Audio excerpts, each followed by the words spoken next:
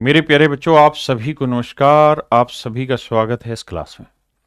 मेरे नन्हे मुन्ने प्यारे बच्चों, आइए। अश्विनी, सौरभ, अर्पण, रोहित कुमार, अभिषेक, आकाश तिवारी, निधि, प्रवीण, सचिन, हेमदूत, अभिषेक, अस्मित, संदीप राजपूत भाई, आप सभी का स्वागत है मेरे प्यारे बच्चों। आप सभी का स्वागत है मेरी क्लास में। आइए मेरे प्यारे बच्चों, जैसा मैंने आपको कहा कि आज हम परसेंटेज का वो मूल पढ़ने जा रहे हैं जो आपके लिए बहुत ज़रूरी है। और वैसे तो आज परसेंटेज की टाइप सी स्टार्ट हो रही है, लेकिन अगर कॉन्सेप्ट की बात करें तो आज हमारा पहला कॉन्सेप्ट स्टार्ट होने जा रहा है। अभी तक जो मैंने दो टाइपें आपको कराई वो बेसिकली उनके पीछे मेन जो माइंड सेटअप था वो ये था कि किसी तरीके से ने बार बार धक्का दो फ्रैक्शन की तरफ, कि वो याद करें, उसमें स्पीड बनाए, है ना, हल्का हल्का सा लैंग्वेज से जोड़ें। तो मेरे नन्हे मुन्ने प्यारे बच्चों, आइए, आप सभी का स्वागत है। पहली क्लास स्टार्ट हो रही है जो मेन टाइप है, जिससे सीधे एग्जाम में सवाल आते हैं। तो मेरे प्यारे बच्चों, मैं पहले आपको टाइप सी करा रहा हूं। टाइप ए करा दिया था आपको, टाइप बी हो चुका था, तो यहां हम चर्चा कर रहे हैं आपसे टाइप सी पर।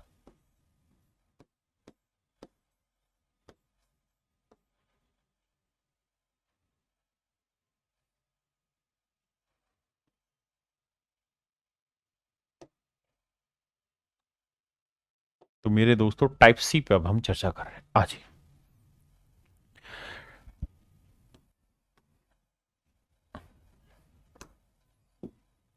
बहुत प्यारा सा कॉन्सेप्ट है। सवाल में कह रहा है there are two types of animal in a room. एक कमरे में दो तरीके के जानवर हैं, कुछ तो बिल्लियां हैं, कुछ कुत्ते हैं। भाई, पहले एक से दो सवाल तो होंगे इस कॉन्सेप्ट को मजबूत करने के। उसके बाद जो सवाल बनेंगे वो बनेंगे पेपर के, ठीक है। पहले उस कॉन्सेप्ट को मजबूत किया जाएगा, फिर आगे बढ़ा जाएगा। देखिए मेरे दोस्त, कहता है किसी कमरे में कुछ बिल्ली और कुछ कुत्ते हैं। प्रत्येक बिल्ली 7 बिस्किट खाती, प्रत्येक कुत्ता 9 बिस्किट खाता है। यदि 45 जानवर हैं तो टोटल जानवर कितने मेरे भाई? 45। 45 में से कुछ बिल्लियां हैं और कुछ कुत्ते हैं, तो एक्स बिल्लियां हैं और कुत्ते कितने हो गए? 45 माइनस एक्स। मेरे बच्चे, 45 जानवर है जिसमें एक्स बिल्लियां हैं और बाकी 45 माइनस एक्स कुत्ते हैं। सवाल में कह रहा है कि भैया हर एक बिल्ली 7 बिस्किट खा रही है, तो एक्स बिल्लियां कितने बिस्किट खा जाएंगी मेरे दोस्तों? 7 एक्स। हर एक कुत्ते की बात करें तो 9 बिस्किट खा रहा है, तो भैया 45 माइनस एक्स कुत्ते कितना खा जाएंगे? गुना करेंगे। तो 9 को इससे करेंगे, 9 5 45, 9 चौक 36 और 4 40, 405 माइनस 9 एक्स। जबकि टोटल कहता है कुल मिला के जो बिस्किट खाए हैं कुत्ते और बिल्लियों ने मिलके वो खाए हैं 355। कह रहा भैया जी बताओ, बिल्ली कितनी, कुत्ते कितने? तो मेरे बच्चे, 7 में से 2 एक्स घटाया तो आया -2 एक्स। ये 405 उधर जाएगा माइनस का, दैट इज -50। माइनस से माइनस काटा, एक्स की वैल्यू आ गई 25। यानी मेरे दोस्तों, एक्स की वैल्यू 25 आ गई। तो इसका मतलब साफ सुथरी बात यह हो गई कि भैया 25 तो है एक्स। एक्स मतलब बिल्लियां, बिल्लियों की संख्या है 25, और कुत्ते कितने हो गए? 45 माइनस 25, 20। ये तो मेरे प्यारे बच्चों इस सवाल को करने का तरीका है डिटेल। एक भाई कह रहा 45 माइनस एक्स क्यों लिया पवन? पवन भाई, 45 माइनस एक्स इसलिए लिया क्योंकि टोटल जानवर 45 है, उसमें से अगर बिल्लियां 25 हैं तो कुत्ते बाकी हो गए। भाई बड़ी सीधी सी बात है, अगर 45 जानवर और उसमें 25 बिल्लियां हैं तो बाकी कुत्ते कितने कैसे निकाले? 45 माइनस 25, 20। तो ऐसे मैंने 45 में से अगर एक्स बिल्लियां ले ली हैं तो 45 में से एक्स हटा देंगे तो बाकी क्या बचे? कुत्ते बचे। सिंपल सी बात। अब कॉन्सेप्ट देने की कोशिश करता हूं। देखो यार, सारा खेल है मैनिपुलेशन का, कि हम आंकड़ों को कितना साफ सुथरे तरीके से मैनिपुलेट करते हैं। अगर हमें मैनिपुलेशन समझ आता है तो बहुत अच्छी चीज है। भैया ये बताओ कि जानवर कितने हैं? 45। मैनिपुलेशन समझते हो क्या होता है? मैनिपुलेशन का मतलब होता है, जैसे मान लीजिए मेरी जेब में 20 रुपए, लेकिन मैं आपको ये बात डायरेक्ट ना बोल के इनडायरेक्ट बोलना चाह रहा हूं। I do not want to tell you in direct way, I just want to express it to you in indirect way. How? कि भाई मेरे पास 20 रुपए का आधा धन है। 20 का आधा कितना हुआ? 10। ठीक है जी। मैं इस बात को घुमा के कैसे बोलूं? नहीं यार, मैं दोबारा से बताता हूं, देखो ध्यान से। मेरे बच्चों, मैंने कहा कि यार मेरी जेब में 20 रुपए हैं। मैं इस बात को डायरेक्ट ना बोल के इनडायरेक्ट कैसे बोलूं कि यार मेरी जेब में ना 10 रुपए हैं, और अब मेरी जेब में 10 रुपए हैं और मैं नहीं, मैं फिर से गलत बोल रहा हूं। मैनिपुलेशन फिर हो रहा है, दिमाग में कुछ और चल रहा है। शांत होने दो 1 सेकेंड। हाँ, अब बात है। मेरे नन्हे मुन्ने प्यारे बच्चों, मान लीजिए मेरी जेब में 20 रुपए, और मैं अपनी जेब में ये ना बताऊं कि 20 रुपए है। मुझे समझाना सामने वाले को यही है कि मेरी जेब में 20 रुपए है, लेकिन मैं इसे कितने तरीकों से समझा सकता हूं उस पर चर्चा करते हैं। मैं आपको सीधी सीधी बात कह दूं, यार मेरी जेब में 100 रुपए का 1/5वां हिस्सा है। देखो, 100 का 1/5 करोगे तब भी 20 आएगा। मैं आपको कह दूं मेरी जेब में 10 का डबल है, तब भी यही आएगा। मैं आपको ये कह दूं कि मेरे जेब में 40 का आधा है, तब भी यही आएगा। मैं आपको ये कह दूं कि मेरे पास 1 रुपए का 20 गुना है, तब भी यही आया। यानी आपने चीज देखी कि मैं कहूं कुछ भी, लेकिन अर्थ सभी बातों का एक ही निकल के आता है। तो मेरे नन्हे मुन्ने प्यारे बच्चों, अब हम इसी चीज को सीख रहे हैं। सवाल में बोला कि भाई 45 जानवर है, बिल्कुल ठीक है। तो 45 जानवर हैं, तो इसमें से कुछ कुत्ते हैं और कुछ बिल्लियां हैं, कुछ कैट है और कुछ कुत्ते हैं। मेरे प्यारे बच्चों, सवाल में ये कह रहा है कि बिल्लियां हैं 7। बिल्लियां कितनी हैं? 7 ना, सॉरी, एक बिल्ली कितने बिस्किट खा रही है? 7। एक बिल्ली कितने बिस्किट खा रही है? 7। कुत्ता कितने बिस्किट खा रहा है? 9। तो भाई हम ये कह सकते हैं कि कुत्ता 7 तो खा ही रहा है, 2 बिस्किट एक्स्ट्रा खा रहा है, कोई दिक्कत है नहीं। भाई मेरे बच्चों, इस बात को समझो, एक कमरे में 45 जानवर हैं, हर एक बिल्ली 7 बिस्किट खा रही है, हर एक कुत्ता 9, तो मैंने लिख दिया कुत्ता 7 तो खा ही रहा है, 2 एक्स्ट्रा खा रहा है, कोई दिक्कत है नहीं। तो यानी गौर से देखोगे तो 7 बिस्किट बिल्ली भी खा रही है और 7 बिस्किट कुत्ता भी खा रहा है, तो हम ये कह सकते हैं कि यार हर जानवर 7 बिस्किट तो खा ही रहा है। 45 जानवर थे, हर जानवर 7 बिस्किट कम से कम खा ही रहा है, तो टोटल बिस्किट 7 5 35 और 7 चौक 28 ना, 7 5 35, 7 चौक 28 और 3 31, 315 बिस्किट खाए गए। जबकि एक्चुअल में जो बिस्किट खाए गए हैं वो 355 है। जबकि मेरे हिसाब से अगर मैं हर जानवर 7 7 बिस्किट खाए, तो मेरे हिसाब से 315 ही बिस्किट खाए गए हैं। तो कितने बिस्किट एक्स्ट्रा खाए गए हैं? 40। किसकी वजह से? भाई 40 ज्यादा बिस्किट खाए गए। क्यों? क्योंकि सर हर एक कुत्ता जो है वो 2 बिस्किट एक्स्ट्रा खाता है, हर कुत्ता 2 बिस्किट एक्स्ट्रा खाता है। या हम यूं कह सकते हैं कि 2 बिस्किट एक्स्ट्रा खिलाने के लिए एक कुत्ता चाहिए, तो 40 बिस्किट एक्स्ट्रा खिलाने के लिए कितने कुत्ते चाहिए? 20। तो मेरे दोस्तों कुत्ते हैं 20, तो 45 में 20 कुत्ते हैं, तो बिल्लियां कितनी हुई? 25। मेरे नन्हे मुन्ने प्यारे बच्चों, 25 बिल्लियां हैं और 20 कुत्ते, ही मेरा आंसर आ गया, पहला तरीका। आप चाहें तो इस बात का मैनिपुलेशन दूसरे तरीके से भी बांट सकते हैं। कैसे?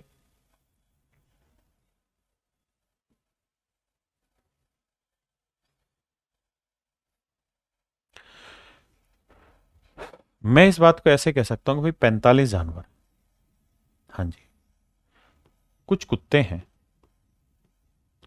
और कुछ बिल्लियां। मेरे दोस्तों, हर कुत्ता 9 बिस्किट खाता है, जबकि हर बिल्ली 7 बिस्किट खा रही है। तो मैं लिख लेता हूं यार हर बिल्ली 9 तो खा ही रही है, बस 2 बिस्किट कम खा रही है। हाँ जी, अर्थ वही आ रहा है ना कि 7 बिल्ली खा रही है। हाँ जी, मैंने लिख दिया 9 तो खा ही रही है, 2 कम खा रही है। कुल मिला के जो बिस्किट खाए गए हैं वो 355 खाए गए। 355 बिस्किट खाए गए। तो कुत्ते और बिल्लियों की संख्या ज्ञात करें। तो मेरे बच्चे, मैं ऐसे कहता हूं कि यार 9 बिस्किट कुत्ता भी खा रहा है और 9 बिस्किट बिल्लियां भी खा रही हैं, तो 9 बिस्किट तो हर कोई जानवर खा रहा है। तो 45 जानवर है, हर कोई जानवर 9 बिस्किट खा रहा है, तो टोटल बिस्किट कितने हैं? 9 5 45, 9 चौक 36 और 4 40, 405। सर अगर मैं ये कहूं कि 9 बिस्किट कुत्ता भी खा रहा है, 9 बिस्किट बिल्ली भी खा रहे हैं, तो कुल मिला के 405 बिस्किट खाए गए। 405 बिस्किट खाए गए हैं। इस हिसाब से ध्यान दोगे तो टोटल 405 बिस्किट खाए गए हमारे हिसाब से, लेकिन एक्चुअल में खाए हुए 355। कितने कम खाए हुए? 50 बिस्किट कम खाए हुए। भाई हम जो कैलकुलेशन कर रहे हैं उस हिसाब से 405 है, एक्चुअल 355 है। कितने बिस्किट कम खाए हुए? 50 बिस्किट कम खाए हुए। इसका लॉजिक क्या हुआ? ऐसा इसलिए हो रहा है क्योंकि हर बिल्ली सभी से 2 बिस्किट कम खाती है, या यूं कह दें कि 2 बिस्किट कम खिलाने के लिए एक बिल्ली चाहिए। तो 50 बिस्किट कम खिलाने के लिए कितने बिल्लियां चाहिए? 25। तो मेरे बच्चे बिल्लियां निकल के आ गई 25। तो 45 में 25 बिल्लियां, तो कुत्ते कितने हुए? 20। हाँ है ना?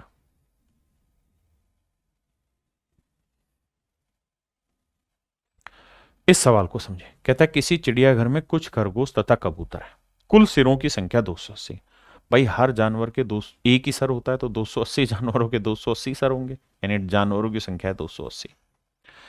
सवाल में कह रहा है भैया क्या, सवाल में ये कह रहा है कि भैया अगर हम बात करें जानवरों की तो कुछ तो है कबूतर और कुछ है खरगोश, कुछ है कबूतर और कुछ है खरगोश। तो मेरे दोस्तों हर कबूतर के कितने पैर होते हैं? 2। और खरगोश के कितने होते हैं? 4। तो मेरे बच्चे हर खरगोश के 2 तो होते ही हैं, 2 पैर वो एक्स्ट्रा रखता है। 2 पैर तो होते ही हैं, 2 पैर वो एक्स्ट्रा रखता है। और टोटल कुल मिला के पैरों की संख्या कितनी है मेरे प्यारे बच्चों? 820। कुल मिला के पैरों की संख्या कितनी है? 820। अब तो 2 पैर मेरे बच्चे कबूतर के भी हैं और 2 पैर खरगोश के हैं। इस लिहाज से देखें तो 280 जानवरों के 2 पैर के हिसाब से देखें तो टोटल 500 कितना हो गया? 60 पैर हो गए। जबकि एक्चुअल में 560 पैर नहीं, 820 है। तो कितने ज्यादा? 0। 12 में 6 गया 6, और 6 में 7 में 5 गया 260 पैर। तो ये क्यों आ रहा है? तो सर इसके पीछे की कहानी ये है कि हर खरगोश के 2 पैर एक्स्ट्रा है, हर खरगोश के 2 पैर एक्स्ट्रा है। तो हर खरगोश के 2 पैर एक्स्ट्रा है, तो 2 पैर फालतू रखने तो 1 खरगोश चाहिए, तो 260 पैर रखने तो कितने खरगोश चाहिए? 130। मतलब मेरे प्यारे बच्चों खरगोशों की संख्या 130 है। अगर खरगोश 130 हैं तो 280 में 130 गया, तो कबूतर कितने बने? 280 माइनस 130, 150। तो मेरे प्यारे बच्चों मेरा आंसर होगा 150। तो कबूतर होंगे 150 और खरगोश होंगे 130। क्लियर है? आप इसी बात को दूसरे तरीके से भी समझ सकते हैं। कैसे? कि सर 280 जानवर है, खरगोश के कितने पैर हैं सर? 4। कबूतर के कितने होते हैं सर? 2। हम ये कह रहे हैं सर खरगोश के 4 हैं, कबूतर के भी 4 मान लेते हैं, बस 2 पैर कम कर लेते हैं, और टोटल पैरों की संख्या 820 है। अब एक चीज बताना सर, 4 पैर खरगोश के भी हैं, 4 पैर कबूतर के भी हैं, तो 280 जानवरों के 4 पैर के हिसाब से टोटल पैर कितने हुए? 0, 4 8 32, 4 2 8 3, 1120 पैर। तो मेरे लिहाज से इसमें 1120 पैर है, जबकि एक्चुअल में है 820। तो कितने कम है? 300 कम, 300 पैर कम है। तो मेरे दोस्तों ध्यान से देखेंगे तो हर कबूतर के 2 पैर कम है, बिल्कुल है जी, हर कबूतर के 2 पैर कम है। तो 300 पैर कम है कबूतरों के, और हमें मतलब इस चीज को ऐसे समझो कि एक कबूतर के 2 पैर कम है, यानी 2 पैर कम करने तो 1 कबूतर चाहिए, तो 300 पैर कम करने तो कितने कबूतर चाहिए? 150। यानी कबूतरों की संख्या 150 है, तो 280 में 150 हो गया, तो खरगोश आएगा 130। ये मेरे दोस्त आपका आंसर होगा। हाँ जी, यहां से आपके पेपर के क्वेश्चन स्टार्ट हो जाते हैं। पहले पढ़िए ध्यान से, फिर आगे चर्चा करेंगे।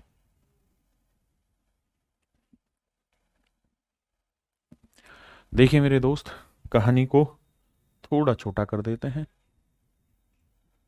अब ध्यान से समझिएगा वर्ड टू वर्ड।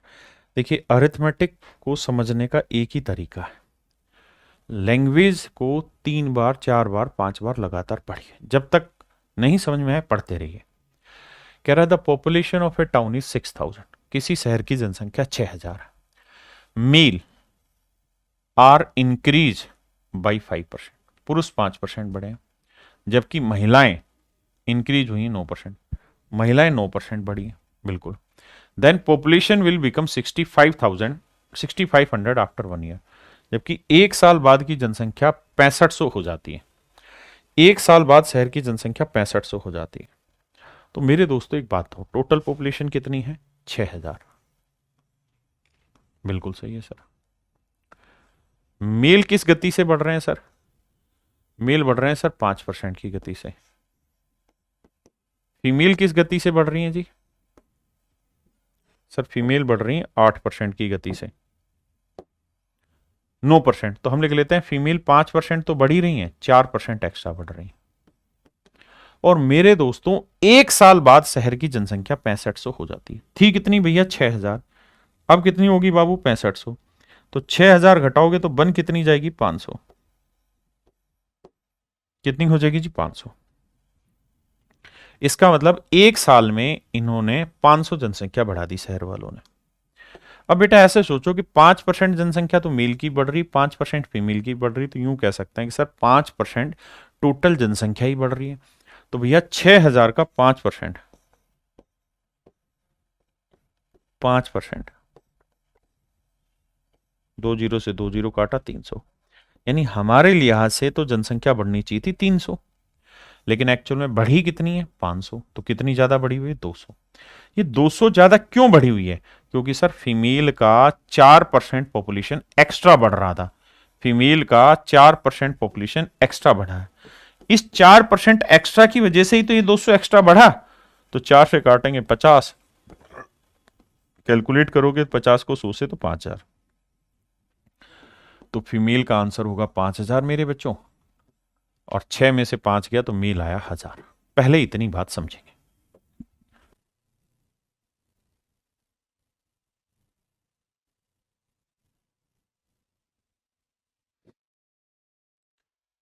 अब मेरे दोस्तों, हमसे पूछा क्या है?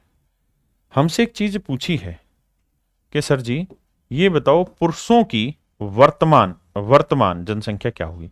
भाई आफ्टर 1 ईयर होगी ना ये कहानी, तो आफ्टर 1 ईयर होगी ये कहानी। बिल्कुल सर, हम तो आज की बात कर रहे हैं, तो सर आज अगर पुरुषों की बात करें तो पुरुष होंगे 1,000। लेकिन आप चाहो तो इस कहानी को उल्टा भी कर सकते हो। It is not necessary to do in the same manner. आप फीमेल लिख लो, यहां 9% बढ़ रही और मेल बढ़ रहे थे 5%, तो मेल को लिख लो 9% तो है ही, 4% कम है। भाई मेल कितने थे 5%, फीमेल 9, तो मैंने 9 कर लिया, लेकिन फिर यहां मैंने 4 कम कर दिया। ठीक है जी। और टोटल जनसंख्या कितनी बढ़ी है 500। मेरे प्यारे बच्चों इतना डिटेल बता रहा हूं ना, अब शैतानी मुझे किसी भी तरीके की बर्दाश्त नहीं होगी अब से। रोज का काम रोज करना। देखिए ध्यान से, अब भाई 9% मेल भी बढ़ रहे हैं, 9% फीमेल भी बढ़ रहे हैं, तो इसका मतलब टोटल पॉपुलेशन ही 9% बढ़ेगी। हाँ जी। तो 6,000 का 9% क्या हुआ? 2 जीरो से 2 जीरो काटा 540। इस हिसाब से जनसंख्या बढ़ी भाई 540। यार हमारे हिसाब से 540 बढ़ने चाहिए, है 500, तो कितने कमी बढ़ी भाई? 40 की कम बढ़ी। किसकी वजह से भैया? 4%। तो मेल का 4% जो वैल्यू है वो रिप्रेजेंट कर रहा है 40 को, तो 4 से काटेंगे 10 आया, तो मेल आएगा मेरे बच्चे 1,000। यानी मेरे दोस्तों पुरुषों की जो जनसंख्या है वो 1,000 है, मेल की जनसंख्या 1,000 है। तो 6 में से 1 घटाओगे तो यह आएगा 5,000। अब मेरे प्यारे बच्चों मुझे कमेंट करके बताओ कितने बच्चे इस चीज को फास्ट स्पीड से समझ गए। मतलब सर मेरा में लोबे नहीं चल रहा है, पता नहीं क्या कर रहा है भाई। अब मेरी पॉइंट समझ पाए, मेन बात पे आ जाओ कि पेपर में आप जो मर्जी तरीका लगाइए हर एक से आंसर आएगा।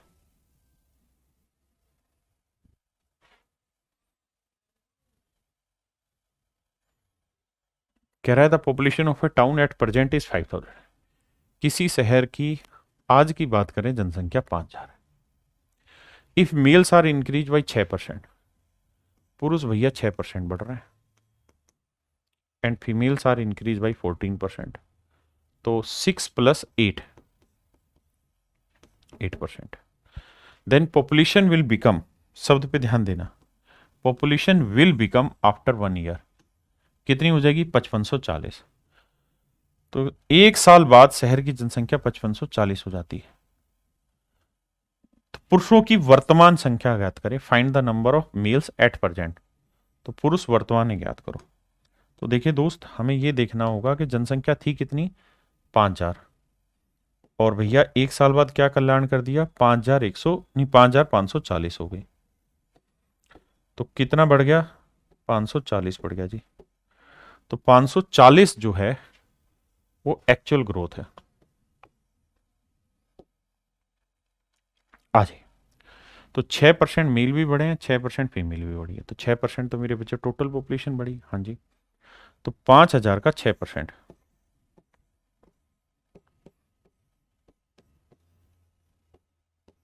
तो 300 बढ़ी हमारे हिसाब से। भाई हम जैसा सोच रहे हैं वैसे तो 300 बढ़ी, लेकिन एक्चुअल में बढ़ी 540। तो बाबू क्या कल्याण हुआ है? 240 का कल्याण हुआ है। किस कारण हुआ जी 240 का? काहे कि जो मेल हैं उनकी नहीं, फीमेल की जनसंख्या 8% बढ़ी है एक्स्ट्रा। तो फीमेल का 8% जो वैल्यू है दैट इज इक्वल टू 240। 8 से काटेंगे 30, तो फीमेल आ जाएगा 3,000, 3,000 आएगा ना बाबू। तो 5 में 3 गया तो 2,000 उत्तर आएगा। आप में से कितने बच्चे सहमत है इस बात से?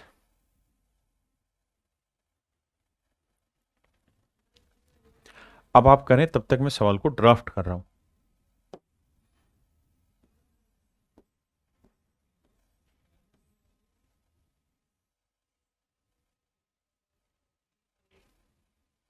महिलाओं की 5 है, तो पहले महिलाएं लिख लेता हूं। आप करते रहिए सवाल को। और मेल है 8%, तो 5 जमा 3%। आइए मेरे दोस्तों, कह रहा है population will become this after 1 year. 1 साल बाद इतनी हो जाएगी, 1 वर्ष बाद जनसंख्या इतनी हो जाएगी। तो मेरे नन्हे मुन्ने बच्चों, एक बात तो बताओ, 10,272 हो जाएगी जी, मान ली बात आपकी सही। लेकिन आज कितनी है? आज है सर 9600। घटाते हैं जी, 2 आया, 7 आया, 12 में 6 गया, 6 आया, 10 में 9 गया, 1 है। गलत कर रहा हूं क्या मैं? हाँ, हासिल तो आएगी नहीं। यानी कुल मिला के 672 जनसंख्या बढ़ी है। ध्यान देना भाई, कह रहा है जी 672 जनसंख्या बढ़ी हुई है कुल मिला के 1 साल में। अब मेरे दोस्तों सामने आई क्या कि भाई 5% मेल बढ़े, 5% फीमेल बढ़ी, तो इस हिसाब से 5% पूरी जनसंख्या बढ़ी। सर कोई दो राय नहीं है। तो भैया 9600 का 5%,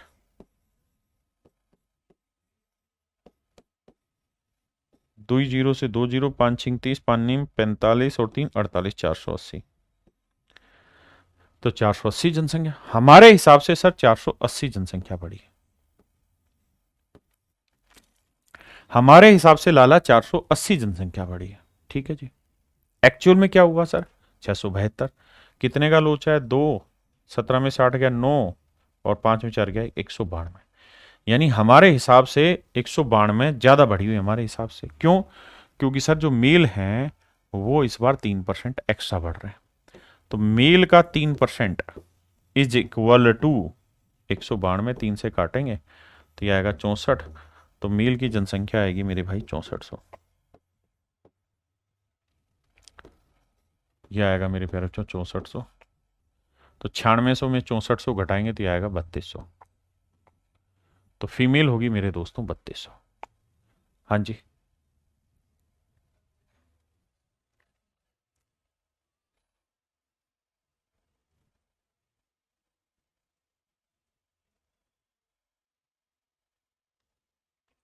मेरे प्यारे बच्चों ये होमवर्क है, ये आपको खुदा ही करना है। The population of A village was this in a year, the increase in the, कह रहा 9800 थी, 8% एक लोग बढ़े, 5% दूसरे लोग बढ़े, 1 साल बाद जनसंख्या 10,450 होगी। मतलब वो यही कह रहा है कि इन ए ईयर, देखो यहां लिखा हुआ है 1 साल बाद, है ना। एक गांव की जनसंख्या कितनी थी 1 साल में। तो ये कहानी लिखी हुई, ये होमवर्क है, आपका खुद करना है।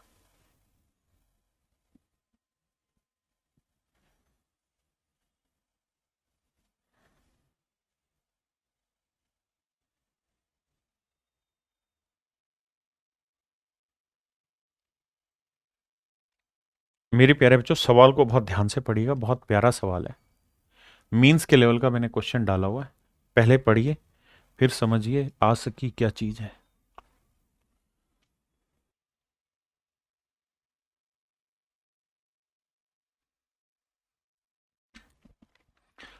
मेरे नन्हे मुन्ने प्यारे बच्चों ध्यान दीजिए। प्राची कश्यप कह रहे हैं होमवर्क के क्वेश्चन कहां मिलेंगे? बेटा ये होमवर्क दे तो दिया, एक ही टाइप के कुछ ही तो मैं कराऊंगा, सारे थोड़ी करा रहा हूं। तो ये होमवर्क क्या करना, इसका सॉल्यूशन क्लास नोट्स में मिल जाएगा जो तुम्हें मिलते हैं रोज। आओ, कह रहा है total population of A city is 9500, किसी शहर की कुल जनसंख्या 9500 है। लिख दिया साहब 9500, बहुत सुंदर। सर जी कहानी पता है क्या है? क्या है सर? कहानी ये है कि मेल पॉपुलेशन इंक्रीज हो रही है 14.2%, 14.2%, जबकि फीमेल पॉपुलेशन इंक्रीज हो रही है 17.7%। तो 17.7 को 14.2 जमा 3.5% कर देते हैं।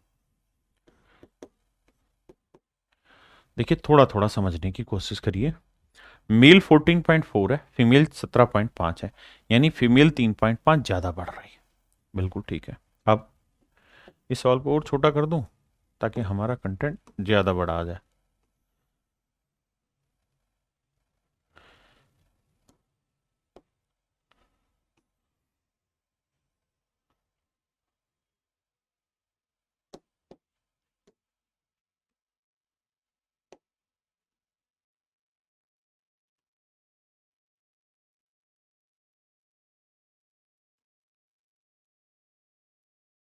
आइए मेरे दोस्त, और सवाल में कह रहा है कि 1 साल के बाद जनसंख्या 11,003 हो गई।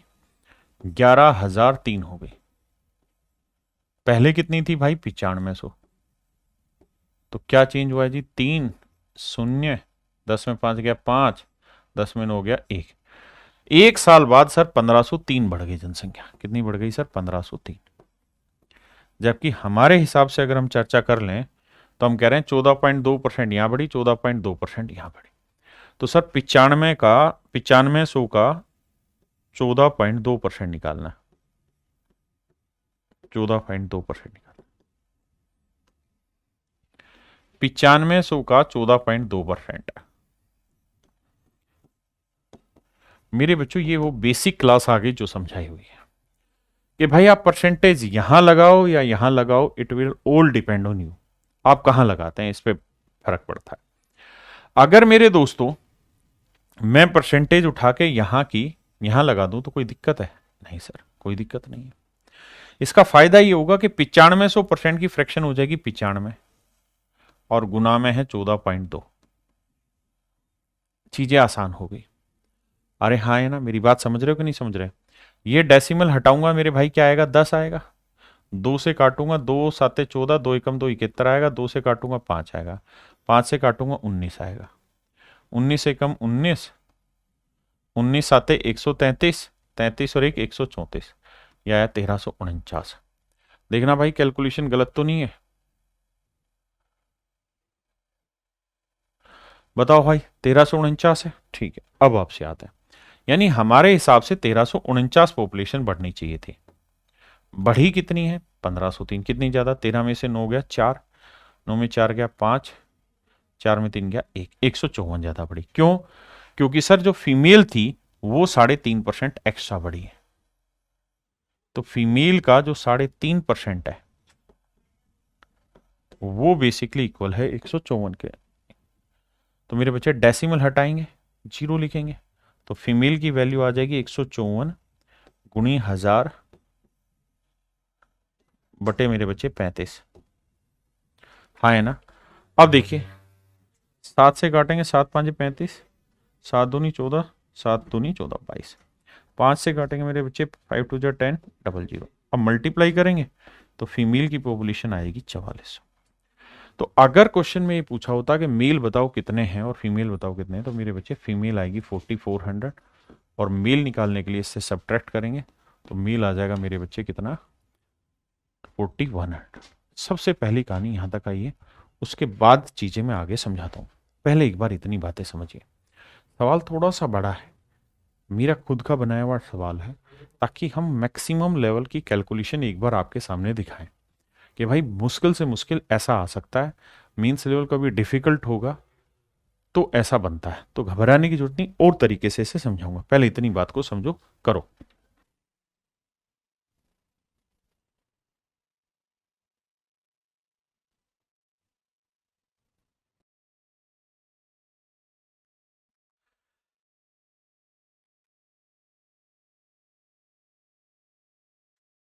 मेरे बच्चों हमसे पूछा क्या हुआ उस बात पे चर्चा करते हैं।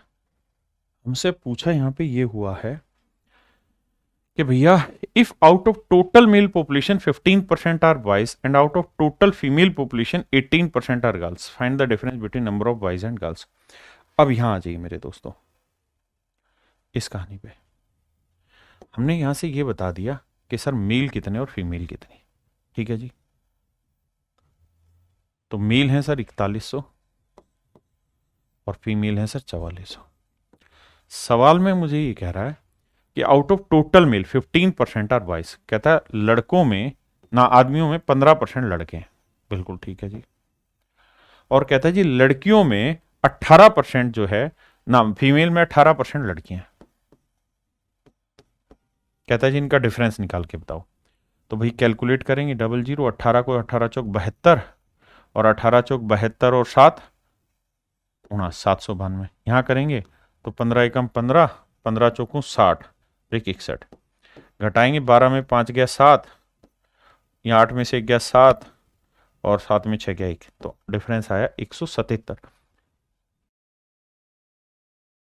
ओ सॉरी, यहाँ कैलकुलेशन मिस्टेक हो रखी थी, माफ करना भाई, यहाँ 4100 नहीं 5100 है, माफी चाहते हैं भाई। घटाएंगे, 5 में से 4 गया 1, 9 में 4 गया, माफी चाहता हूँ भाई। तो यहाँ 5100 कैलकुलेट होगा। तो 15 एकम 15, और 15 वहाँ पे 73 और 1 76, 765। और ये था मेरे बच्चे 18 चौक 72, 18 चौक 72 7। तो घटाएंगे, 12 में 5 गया 7, 8 में 6 गया 2, तो डिफरेंस आया मेरे बच्चे 27। बड़े में से छोटा घटा देंगे तो 27 मेरा आंसर आएगा। बिल्कुल ठीक है, 27 मेरा आंसर होगा मेरे बच्चे।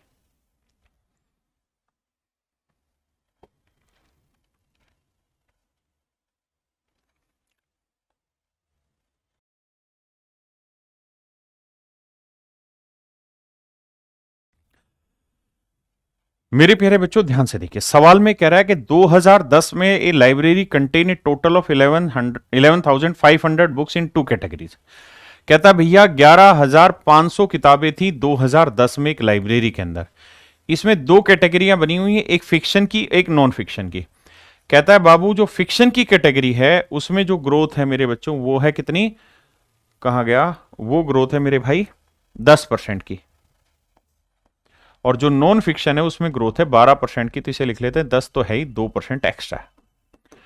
अब मेरे दोस्तों आगे कह रहा है कि 2015 में जो लाइब्रेरी में किताबें होगी वो 12,760।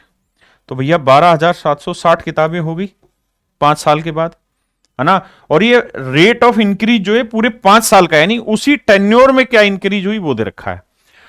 और थी कितनी मेरे भाई, तो आप कहेंगे 11,500। 11,500 थी और मेरे भाई 12,760 हो गई। कितनी इंक्रीज हुई, 0 6, 7 में 5 गया 2, और 2 में 1 गया 1।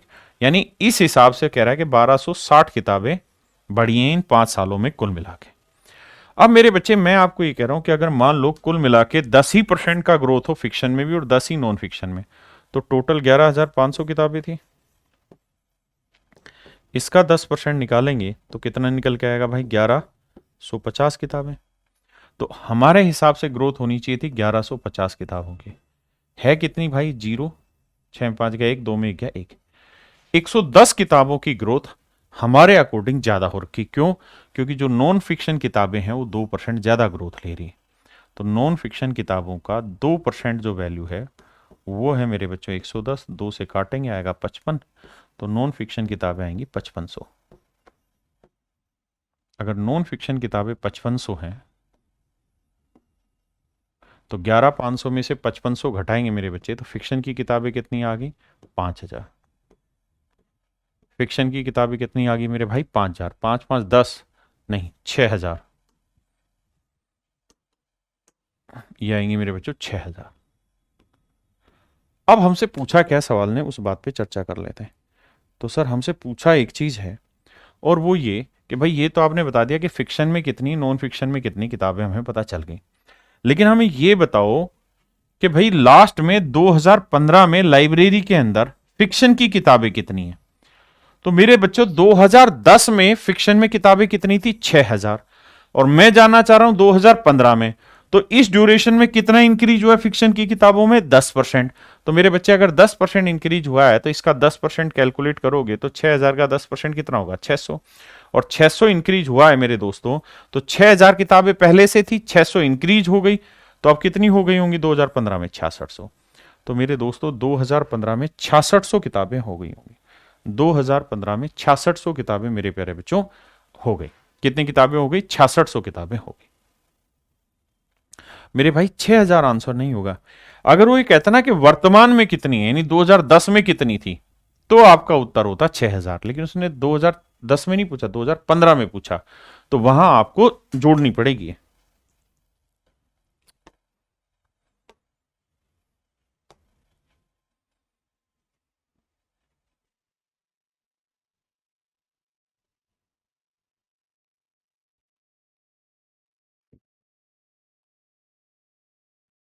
देखिए यार, सवाल में ये कह रहा है कि एक आदमी ने 16,000 रुपये,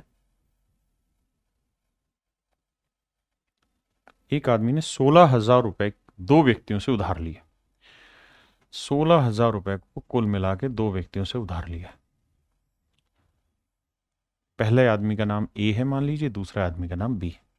या यूं सोचिए, 16,000 में ए रुपए एक से उधार लिया, बी रुपए एक से उधार लिया। अब कहता है एक को रेट ऑफ इंटरेस्ट दिया उसने 6%, दूसरे को दिया 10%। 10% वाले को लिख लेते हैं यार, 6% तो दिया ही, 4% ज्यादा दिया। बिल्कुल ठीक है जी। और कहता है एक वर्ष के बाद 1120 रुपए का ब्याज कमाया। ब्याज कमाया है 1120। मेरे प्यारे बच्चों, जब हम इन चैप्टर को पढ़ेंगे ना विशेषकर, तो इन चैप्टर में इन्हीं चीजों के दूसरे मेथड भी जानेंगे। यहां दूसरे मेथड से करें, परसेंटेज के बेसिक से कर रहे हैं। तो भाई ये देखो कि 6% रेट ऑफ इंटरेस्ट यहां पे भी मिला, 6% यहां मिला, तो दोनों जगह 6% मिला। तो 16,000 का 6% निकाल दो,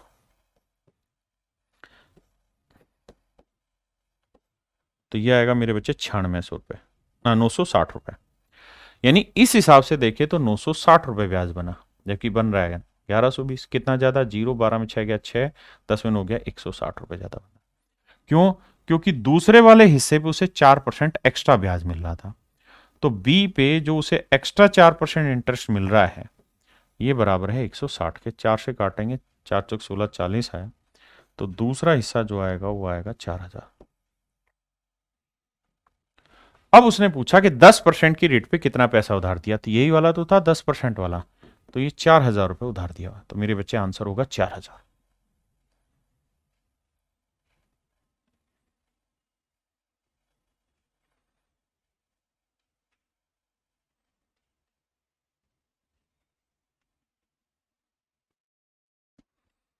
मेरे बच्चों, सवाल में कह रहा है कि एक व्यापारी है, वो एक तो खरीदता है मेरे भाई रिस्ट वॉच और एक खरीदता है दीवार घड़ी। ठीक है भाई, एक खरीदता है और दोनों चीजें खरीदता है 390 रुपए में। चिंता नहीं करना, प्रॉफिट एंड लॉस में अलग तरीका सिखा दूंगा। तो एक तो खरीदता है रिस्ट वॉच और एक खरीदता है वॉल दीवार घड़ी, है ना। हाथ घड़ी पे 10% होता है, हैंड वॉच पे 10% का प्रॉफिट होता है, और जो दीवार पे रखी गई है वॉल क्लॉक है, उस पर 15% का। तो इसे लिख लेते हैं 10% तो है ही, 5% ज्यादा। और कहता है भैया दोनों पे उसने कुल मिला के 51 रुपए 50 पैसे का लाभ कमाया है। सेट है भाई। अब मेरे दोस्तों, आप ऐसे देखो कि यार 10% का प्रॉफिट यहां पे भी, 10% का यहां पे भी है। तो मेरे बच्चों 390 का 10% नहीं निकाल सकते? निकाल सकते हैं। तो वो आएगा सर 39 रुपए। तो इस अकॉर्डिंग 39 का प्रॉफिट है, जबकि एक्चुअल में है इतना। तो कितना ज्यादा हो रहा है? तो 5, 11 में हो गया 2, 4 में 3 गया 1, 12 रुपए 50 पैसे का प्रॉफिट। तो वॉल क्लॉक का 5% जो वैल्यू होगी वो होगी 12.5 के बराबर। डेसिमल हटाएंगे बटे 10, जीरो से जीरो, 5 दूनी 10, गुना करेंगे तो वॉल क्लॉक की वैल्यू आ जाएगी 250। तो दीवार घड़ी की कीमत है भैया 250 रुपए। और अगर हैंड वॉच की बात करें, कलाई वाली घड़ी की, तो 390 में 250 घटाओगे 140। तो उनके वास्तविक मूल्यों के बीच का अंतर कितना है? तो भैया 250 और 140 का डिफरेंस पूछ रहा है, तो डिफरेंस निकालोगे वो आएगा 110। और यही हमारे सवाल का उत्तर है। हमसे पूछा है दोनों के बीच का डिफरेंस कितना है।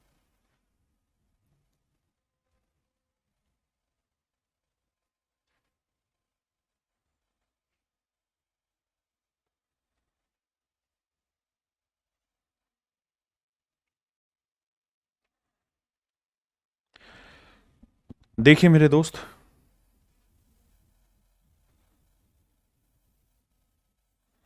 सवाल में एक बात कह रहा है, क्या?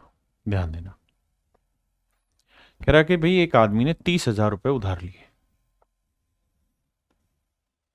मान लो दो जगहों से 30,000 रुपए उधार लिए, एक ए जगह से और एक बी जगह से। ए पे रेट ऑफ इंटरेस्ट 12 है, बी पे 10% है। तो इसको लिख लेते हैं 12 तो है ही, 2% कम है। और ये आंकड़े कैसे भी कर लो इधर उधर, उससे कोई फर्क नहीं पड़ेगा, आंसर सभी का सेम आएगा। अब कह रहा है कि 2 साल के बाद 36,480 रुपए मिला। तो भाई 36,480 रुपए आपको कुल मिला के मिला, और आपने इन्वेस्ट कितना किया था? 30,000। तो आपको कितना पैसा ज्यादा मिला है सर? 6,480 रुपये। तो मेरे बच्चे मैं ये कह सकता हूं कि सर 6,480 रुपये आपको ब्याज मिला है। कितने साल का ब्याज मिला जी? तो सर ध्यान से देखोगे तो यहां 2 साल लिखा हुआ, एंड ऑफ सेकेंड ईयर लिखा हुआ, 2 साल के बाद। तो अगर 2 साल के बाद 6480 मिला है तो 1 साल के बाद मिलेगा 3240। 1 साल के बाद मिलेगा मेरे प्यारे बच्चों 3240 रुपये। किसी भाई को कोई दिक्कत है? नहीं। 1 साल के बाद 3240 रुपये ब्याज मिलेगा। सही है जी। अब कहानी आगे आती है भाई। 12% रेट ऑफ इंटरेस्ट पहले पे भी और 12% रेट ऑफ इंटरेस्ट दूसरे पे भी। तो दोनों पे 12% लेंगे तो 30,000 का 12% लेंगे, 12,3600। तो मेरे प्यारे बच्चों इस हिसाब से ब्याज बनेगा 3600। लेकिन एक्चुअल जो ब्याज बन रहा है वो तो बन रहा है भैया कम, 3240। तो कितना कम बन रहा है? तो 360। किसकी वजह से? दूसरे पे। तो जो दूसरा हिस्सा था इस पे उसे 2% कम ब्याज मिल रहा है, इसी वजह से तो 360 कम ब्याज मिला। 2 से काटेंगे 180, गुना करेंगे 100 से तो 18,000। यानी दूसरे हिस्से पे उसने जो इन्वेस्टमेंट थी उसकी 18,000 थी, 30 में से 18 घटाए तो पहले हिस्से में इन्वेस्टमेंट है मेरे भाई 12,000। ये मेरे प्यारे बच्चों मेरा आंसर। कह रहा 12% पे लिया गया पैसा, बताओ। तो ये 12% पे ये वाला था, क्योंकि ये तो 12 में से 2 गया 10 था, तो ये 12 पे कितना था? 12,000। तो मेरे बच्चे मेरा आंसर होगा ऑप्शन सी, 12,000।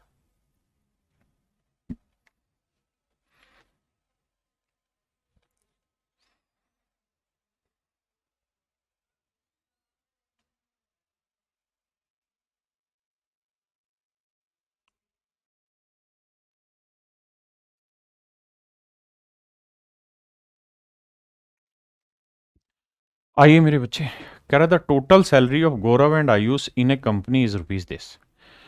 कहता है गौरव और आयुष की कंपनी में जो टोटल सैलरी है वो इतनी है, 47,520 रुपए।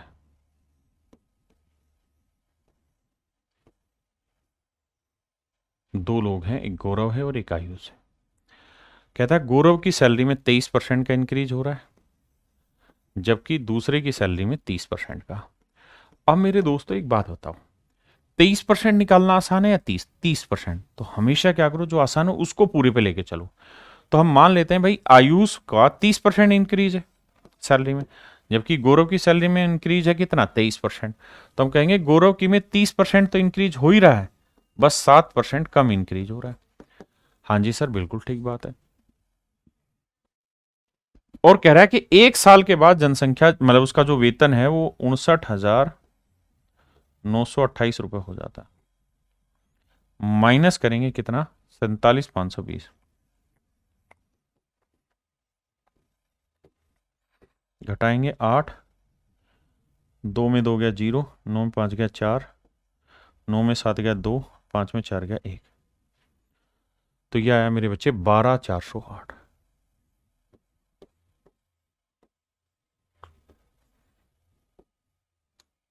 तो कुल मिला के जो इंक्रीमेंट है वो 12,408 है। तो 30% मेरे प्यारे बच्चों ए में ग्रोथ है और 30% ही जी में ग्रोथ है, यानी आयुष और गौरव में। तो 47,520 का कुल मिला के 30% ग्रोथ निकालो। तो 2 0 कटा, 3 से गुना करेंगे, 3 दूनी 6, 3 5 15, 3 7 21 और 1 22, 3 चौक 12 और 2 14, 14,256। तो हमारे अकॉर्डिंग जो ग्रोथ बन रही है वो भाई 14,256 बन रही है, लेकिन एक्चुअल में जो ग्रोथ है वो 12,408 है। तो कितने की कमी निकालते हैं? 16 में 8 गया 8, यहाँ 4 बचा, फिर यहाँ 12 में से 4 गया 8 आया मेरे भाई, यहाँ 3 में 2 गया 1, 1848। हमारे हिसाब से 1848 इनकम कम बन रही है। क्यों कम बन रही? क्योंकि गौरव की 30% नहीं 7% कम ग्रोथ था। तो गौरव की इनकम का जो 7% था वो बराबर है इसके। तो देखिए यार, 7 से काटेंगे, 7 दूनी 14, बचा कितना जी? 7 दूनी 14, 4, 7 छिंग 42, बचा कितना? 2, 7 चौक 28। तो गौरव की जो तनख्वाह है वो बनी 26,400। तो मेरे भाई गौरव की जो सैलरी वो 26,400 बनी। और इसमें से घटा देंगे तो वो आ जाएगी आयुष की सैलरी। अब जरा ध्यान देना पहले इतनी बात पे, अगर मैं आपसे कहूं कि भाई आयुष की तनख्वाह निकाल के बताओ, तो आप यही तो कहोगे सर कि भाई 47,520 में से गौरव की सैलरी कितनी, 26,400, ये घटा देंगे तो बाकी आयुष की आ जाएगी, तो 0 2 1 1 2, यानी 21,120 रुपए जो तनख्वाह है वो है मेरे बच्चे आयुष की, और 26,400 रुपए तनख्वाह है गौरव की। वो कह रहा है कि भैया हमको क्या बताओ, हमको इन दोनों के बीच का डिफरेंस बताओ। तो डिफरेंस निकालना है, तो भाई देखो 26,400 में से 21,120 घटाओ, 0 10 में से 0 10 में से 2 गया 8, यहां क्या बचा मेरे बच्चों, यहां 3 3 में गया 2, तो देखो 280 कहां आ रहा है, किस ऑप्शन में के आखिर में 280 है, यहां है कहीं नहीं, यही है, तो ये मेरा आंसर है। बाकी और भी घटाओगे तो 6 में से गया 5, तो 5,280 मेरा आंसर। अब मेरे प्यारे बच्चों हम एक नेक्स्ट टाइप स्टार्ट कर रहे हैं, टाइप डी।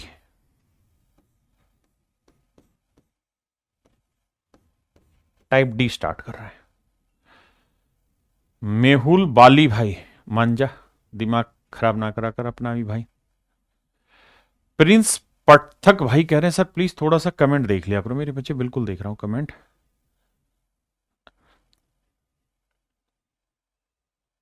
अच्छा मैं देख लेता हूं, दीक्षा बेटा अभी देख लेता हूं,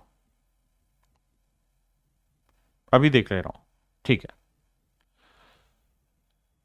अभी देखता हूं मेरे बच्चे। अब आ जाइए सवाल पे, पहले टाइप डी पे आते हैं। टाइप डी में मेरे प्यारे बच्चों फेल और पास के क्वेश्चन है, आइए देखते हैं जरा फेल और पास के क्वेश्चन। फेल पास की कहानी को समझते हैं, आओ मेरे भाई आइए।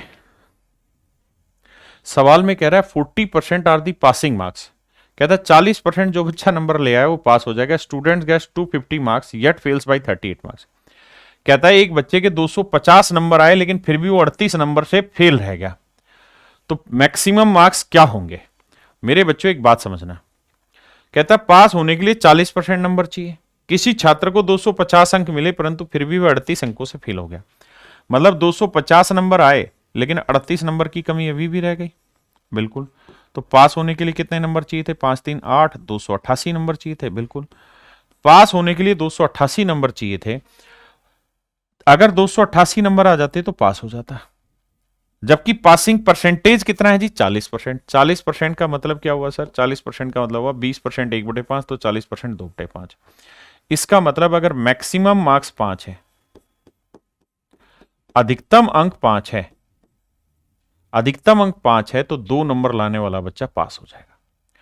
जबकि एक्चुअल में मैक्सिमम मार्क्स अगर 5 यूनिट है तो 2 यूनिट लाने वाला पास हो जाएगा, जबकि 2 यूनिट वाला पास नहीं, 288 नंबर वाला पास है। तो 1 यूनिट की वैल्यू भैया 288/2,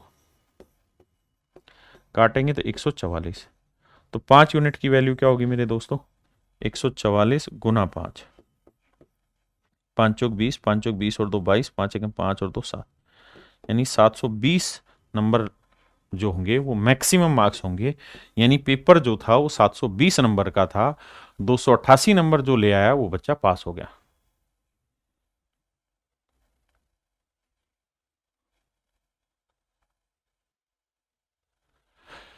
दिव्यार्थी भाई, अगर एक इंक्रीज एक डिक्रीज होता है और अगली ईयर और ए सर्टेन टाइम बाद कोई चेंज नहीं हुआ टोटल पॉपुलेशन में, मेरे प्यारे बच्चों उसने क्या कहा, हमें उस लैंग्वेज पे फोकस करना है और किसी चीज पे नहीं। उसने फोकस कहा कि भाई उतने टेन्योर पे, तो हम उस टेन्योर पे फोकस कर रहे हैं, ठीक है।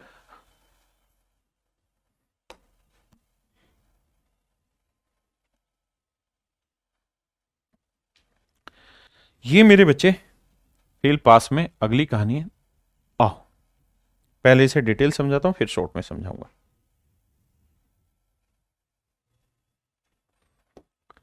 मेरे प्यारे बच्चों सवाल में कह रहा है स्टूडेंट्स को 25% marks then he is failed by 210 marks.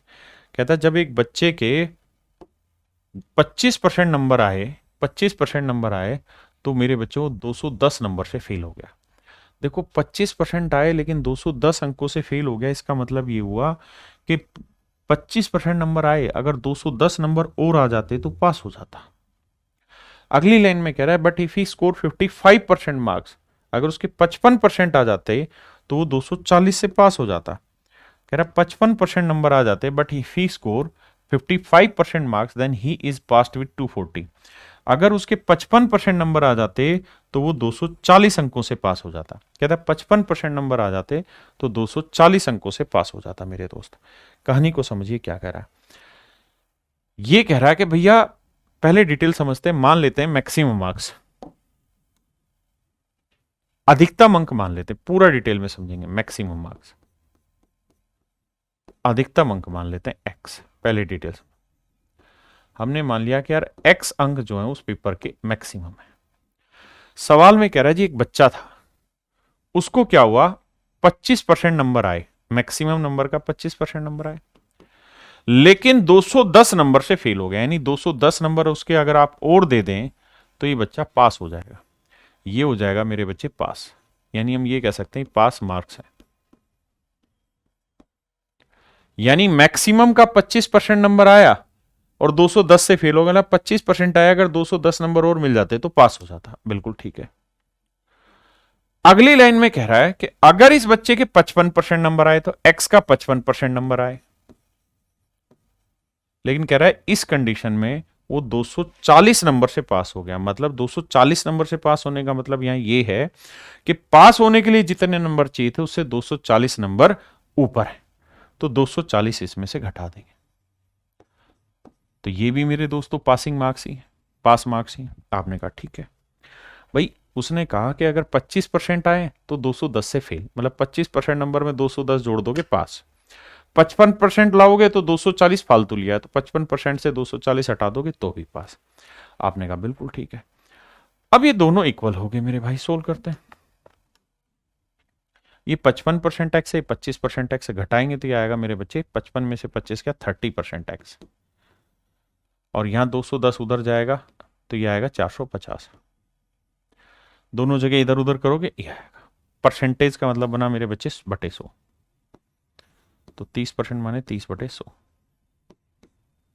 3 से काटेंगे 150, तो x की जो वैल्यू आई वो 1500 है। इसका मतलब मेरे बच्चे मैक्सिमम जो मार्क्स हैं वो 1500, यानी पेपर 1500 नंबर का है। पेपर कितने नंबर का है मेरे बच्चे, 1500 नंबर का पेपर है। आपने कहा जी ठीक है। अगर 1500 नंबर का पेपर है मेरे बच्चे, तो अब अगली सवाल आपसे ये पूछेगा कि भाई पासिंग परसेंटेज बताओ या पासिंग मार्क्स बताओ, तो कैसे कैलकुलेट करें। तो आप कहोगे सर एक बात बताइए, पासिंग मार्क्स निकालेंगे। हाँ जी सर, पासिंग मार्क्स कैसे निकलेगा सर। सर 1500 है टोटल नंबर, और सवाल की लाइन में लिखा था कि एक बच्चे के 25% नंबर आए। पहली लाइन में बोला था कि एक बच्चे के जब 25% नंबर आते हैं तो 210 से फेल हो जाता है। यानी 1500 का 25% नंबर लाया, लेकिन 210 की कमी रहेगी, अगर 210 ले आता तो पास हो जाता। तो इसका मतलब ये हो गया मेरे प्यारे बच्चों पासिंग मार्क्स। हाँ जी, अब इसे सोल्व करेंगे। 2 जीरो से 2 जीरो, 15×5 75, 15 दूनी 30 और 7 37, जमा 210,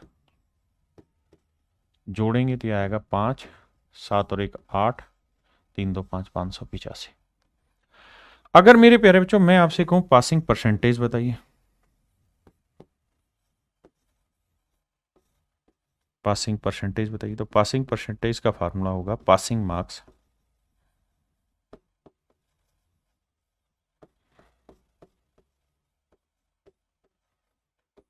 अपॉन मैक्सिमम मार्क्स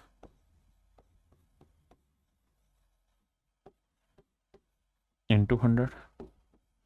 यही तो होगा मेरे प्यारे बच्चों पासिंग परसेंटेज का सूत्र, कि भाई पासिंग मार्क्स लिख दो बटे में मैक्सिमम मार्क्स लिख दो इंटू 100 लिख दो।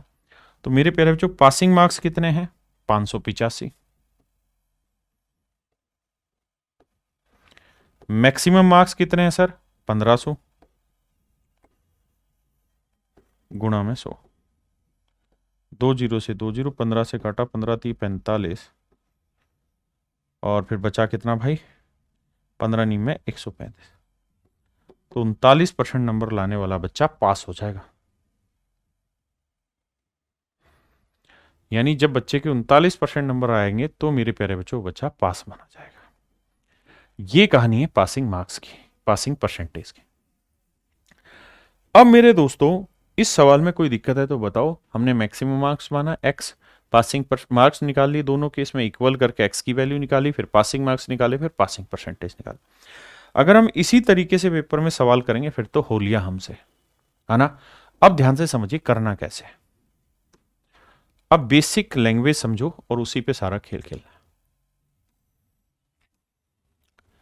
सवाल ये कह रहा है कि कोई विद्यार्थी 25% नंबर लाता है, 25% नंबर लाता है, तो वो 210 नंबर से फेल हो जाता है। अगर 55% नंबर लाए तो 240 से पास हो जाएगा।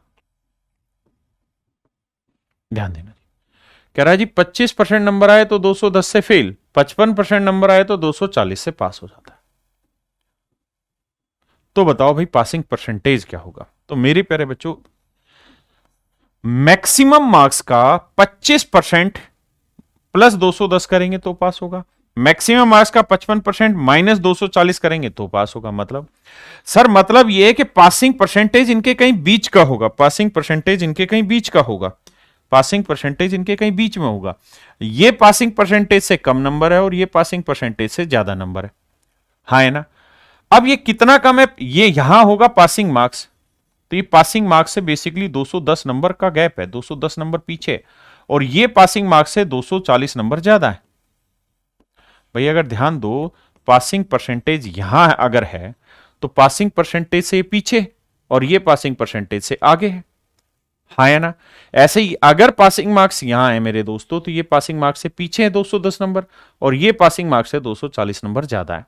हम यहां मेथड यूज कर रहे हैं कंपैरिजन का, तो हम कह रहे हैं कि यार पासिंग मार्क्स से ये कितना और ये कितना, यानी ये गैप कितना है वो निकाल लो। तो 25 और 55 का जो गैप है वो कितना है, 30%। ठीक है जी, और यहां का गैप निकाल लो कि भैया यहां से ये इससे 210 कम यानी यहां है और ये 240 ज्यादा यानी यहां है, तो यहां से यहां तक का गैप कितना है, 210 जमा 240 450। मतलब मोटी बात यह है कि 30% नंबर 450 को रिप्रेजेंट कर रहा है। मतलब पेपर में आपने एक काम करना और वो एक काम ये रहेगा आपका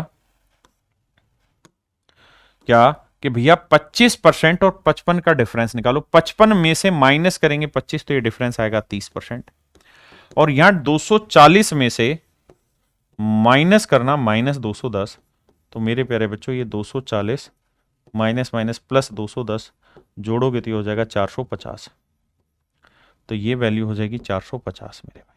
हाँ जी, तो 30% जो है वो 450 नंबर को रिप्रेजेंट कर रहे हैं, तो 1% की वैल्यू क्या होगी, तो 450 बटे 30, 450 बटे 30, 0 से 0 3 से काटेंगे 15, तो 1% की वैल्यू मेरे भाई 15 होगी।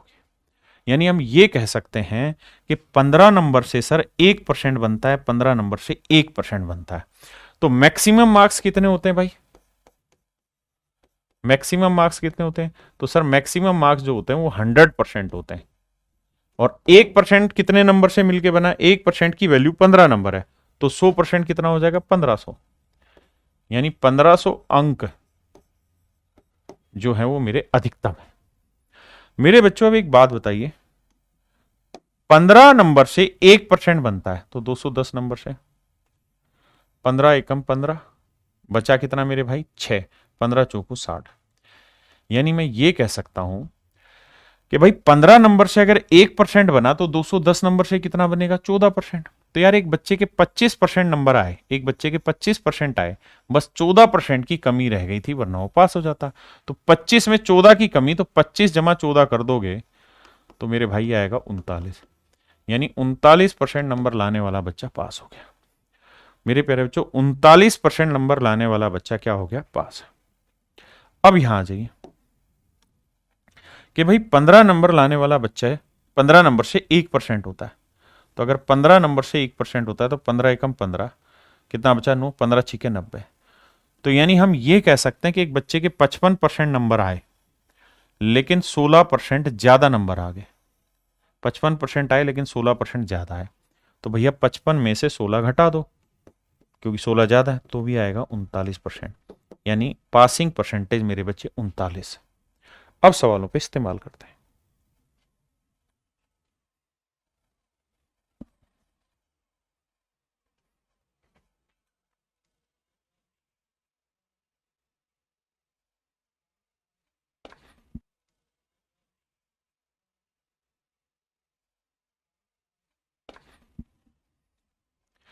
कह रहा है स्टूडेंट स्कोर 36% मार्क्स, एक बच्चे के 36% नंबर आए और वो 32 नंबर से फेल हो गया।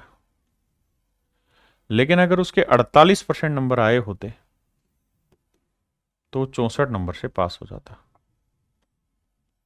48% नंबर आते तो 64 नंबर से पास हो जाता।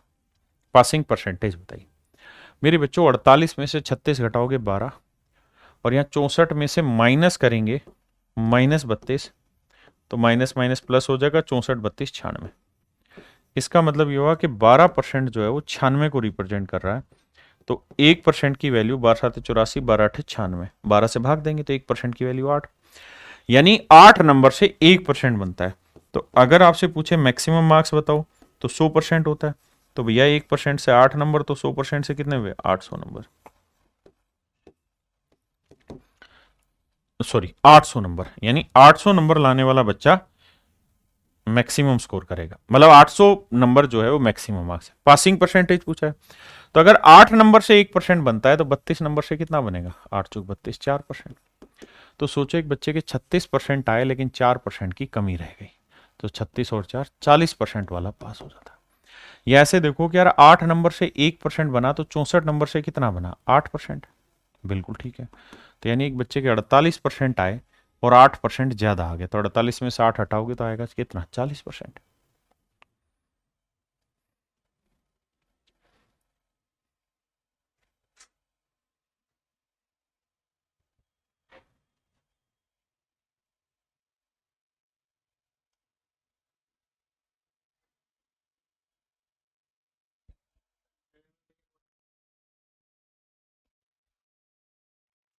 मेरे बच्चों सवाल में कह रहा है when a student score 40% marks, जब एक बच्चे के 40% नंबर आते हैं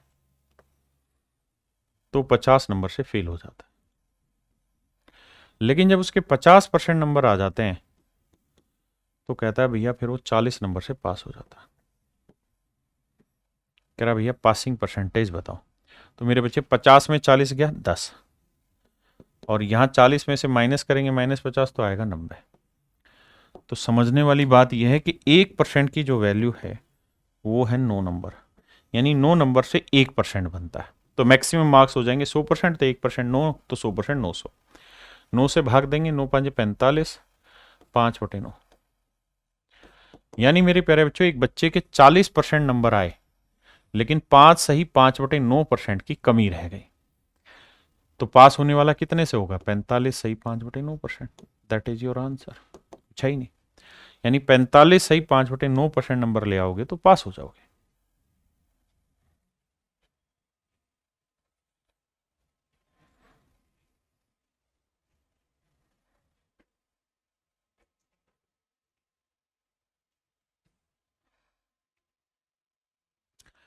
कहता है when a student score 30% marks then he is fail by 5 marks, जब एक बच्चे के 30% नंबर आते हैं तो कहता है जी 5 नंबर से लुढ़क जाता है। लेकिन अगर 40% नंबर आते हैं तो कह रहा भैया 15 नंबर से पास हो जाता है। तो देखो 30 और 40 का डिफरेंस 10% आया, और यहाँ 15 में से माइनस करेंगे -5, तो ये आएगा कितना? 2 20, नहीं ये कितना था? 10 था, सॉरी सॉरी सॉरी 10। तो 10 में से माइनस करेंगे -5, तो जुड़ के 15 हो जाएगा। तो यहां से आपको पता चला कि भैया 1% की जो वैल्यू है वो 15/10 है,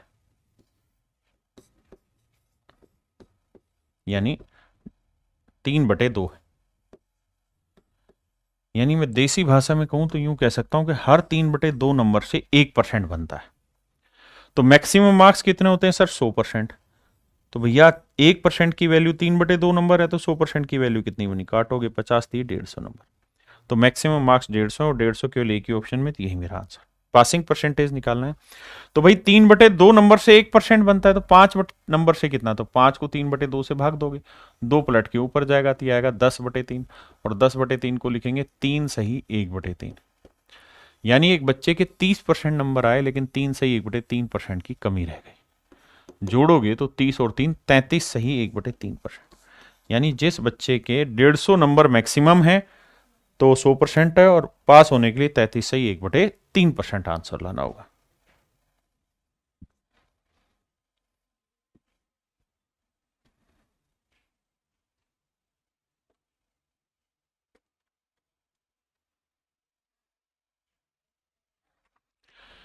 मेरे बच्चों सवाल में कह रहा है कि गीता ने 30% अंक लिए, 30% जब उसके नंबर आए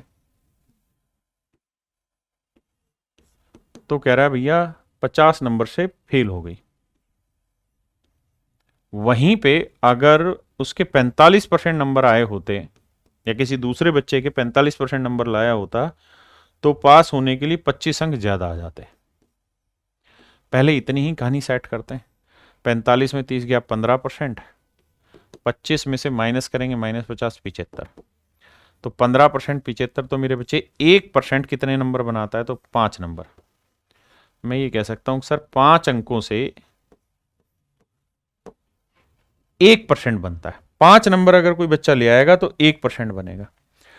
तो वो ये नहीं पूछ रहा कि मैक्सिमम मार्क्स बताओ, पासिंग परसेंटेज बताओ, नहीं, उसने लाइन बदल दी। यहां से क्या लाइन बदली, उसने कहा सर तो फिर ये बताओ then how many marks did Vimal get if he score 64% marks.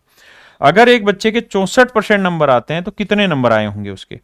तो बेटा ये बताओ 1% की वैल्यू आपको पता कितने नंबर है, 5, तो 64% की वैल्यू क्या होगी।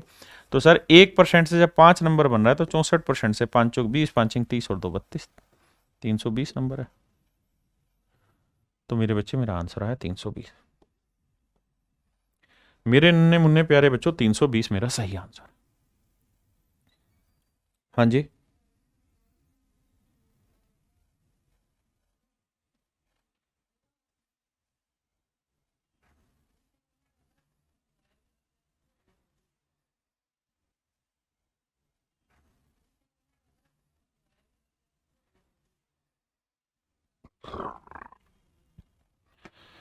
कह रहा भैया राजीव ने 20% नंबर स्कोर किए तो फेल हो गया 11 नंबर से। लेकिन अगर इफ स्कोर 50% मार्क्स, 50% नंबर ले लेता तो उसके 4 नंबर ज्यादा आ जाते पास होने से। तो पहले यहीं तक की कहानी सेट करते हैं भाई। ये आया 30%, बहुत बढ़िया जी। और ये आया कितना 15, क्योंकि 4 में से माइनस करेंगे -11 तो 15, तो 30% 15, तो 1% की वैल्यू 15/30 यानी 1/2। यानी आधे नंबर से ना मेरे भाई 1% तैयार होता है, आधे नंबर से 1% तैयार होता है। अब वो कहना क्या चाह रहा है उस बात पे चर्चा करते हैं। कहना वो ये चाह रहा है कि भाई ये बताओ कि पास होने के लिए कितने नंबर चाहिए। इस बार ध्यान देना, कनपट्टे लगाना। इस बार वो ये नहीं पूछ रहा कि पासिंग परसेंटेज बताओ, इस बार वो ये पूछ रहा है पास होने के लिए कितने नंबर चाहिए। तो मेरे नन्हे मुन्ने बच्चों एक बात बताओ, अगर हम इस बात को समझ गए कि भैया 1% की वैल्यू आधा नंबर है, 1% की वैल्यू आधा नंबर है, 1% की वैल्यू आधा नंबर है, तो ये बताओ 20% की वैल्यू क्या होगी। सर 1% आधा नंबर बनाता है तो 20% कितना बना देगा, 10 नंबर। तो पहली लाइन में ये तो कहता कि एक बच्चे के 10 नंबर आए लेकिन 11 की कमी रह गई, मतलब 11 नंबर और आ जाते तो पास हो जाता। तो पास होने के लिए कितने नंबर चाहिए, 21 यार, सो सिंपल, कुछ करना ही नहीं है आपको। भाई 1% से आधा नंबर बनता है, तो 20% से 10 नंबर बने, और कह रहा है 20% लाया लेकिन 11 से फेल हो गया, मतलब 21 वाला पास है यार। क्या बात कर दी।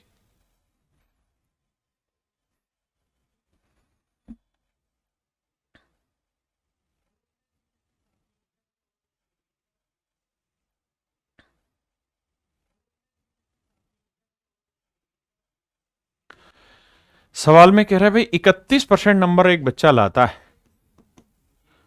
तो 16 अंकों से फेल हो जाता है, बहुत बढ़िया।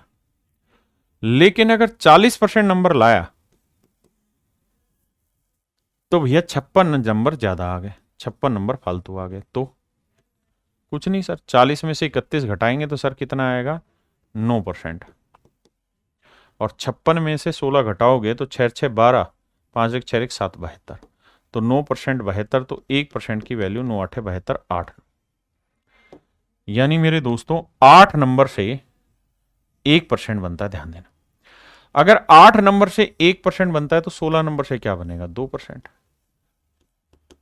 अगर पासिंग परसेंटेज पूछे, लेकिन सर आप क्यों मेहनत कर रहे हो, पासिंग परसेंटेज पूछ ही नहीं रहा, तो क्या पूछ रहा है सर, वो तो जानना ही कुछ और चाह रहा है। वो ये कह रहा है बताओ पास होने के लिए कितने नंबर चाहिए। तो बेटा ये बता कि 1% की वैल्यू 8 है, बिल्कुल ठीक है सर। अगर सर 1% की वैल्यू 8 है तो एक बात बताओ 40% की वैल्यू क्या होगी,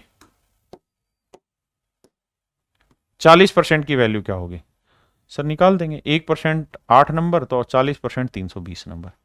यानी सर एक बच्चे के 320 नंबर आए लेकिन 56 नंबर फालतू ला रखा, वो घटा दो। तो 10 में से 6 गया 6, ना ना ना ना, 10 में 6 गया 4, 11 में 5 गया 6, सर ये आया 264। 264 अगर कोई बच्चा ले आएगा तो पास हो जाएगा। तो ऑप्शन बी मेरा सही आंसर, ऑप्शन बी मेरे बच्चों करेक्ट है। आइए मेरे दोस्तों टाइप ई की बात कर रहे हैं। टाइप ई की क्या कहानी है, ध्यान से देखिए।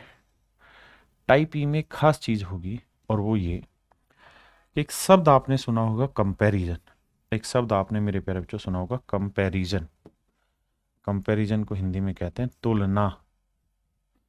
क्या कहते हैं, तुलना। एक कंपेयर शब्द से बना हुआ है, कंपेयर को बोलते हैं तुलना करना। मेरे दोस्तों कंपैरिजन आप 3 चीजों के थ्रू बेसिकली करते हैं। सबसे पहला है परसेंटेज, प्रतिशत के थ्रू। दूसरा आप कंपैरिजन करते हैं रेशियो के थ्रू।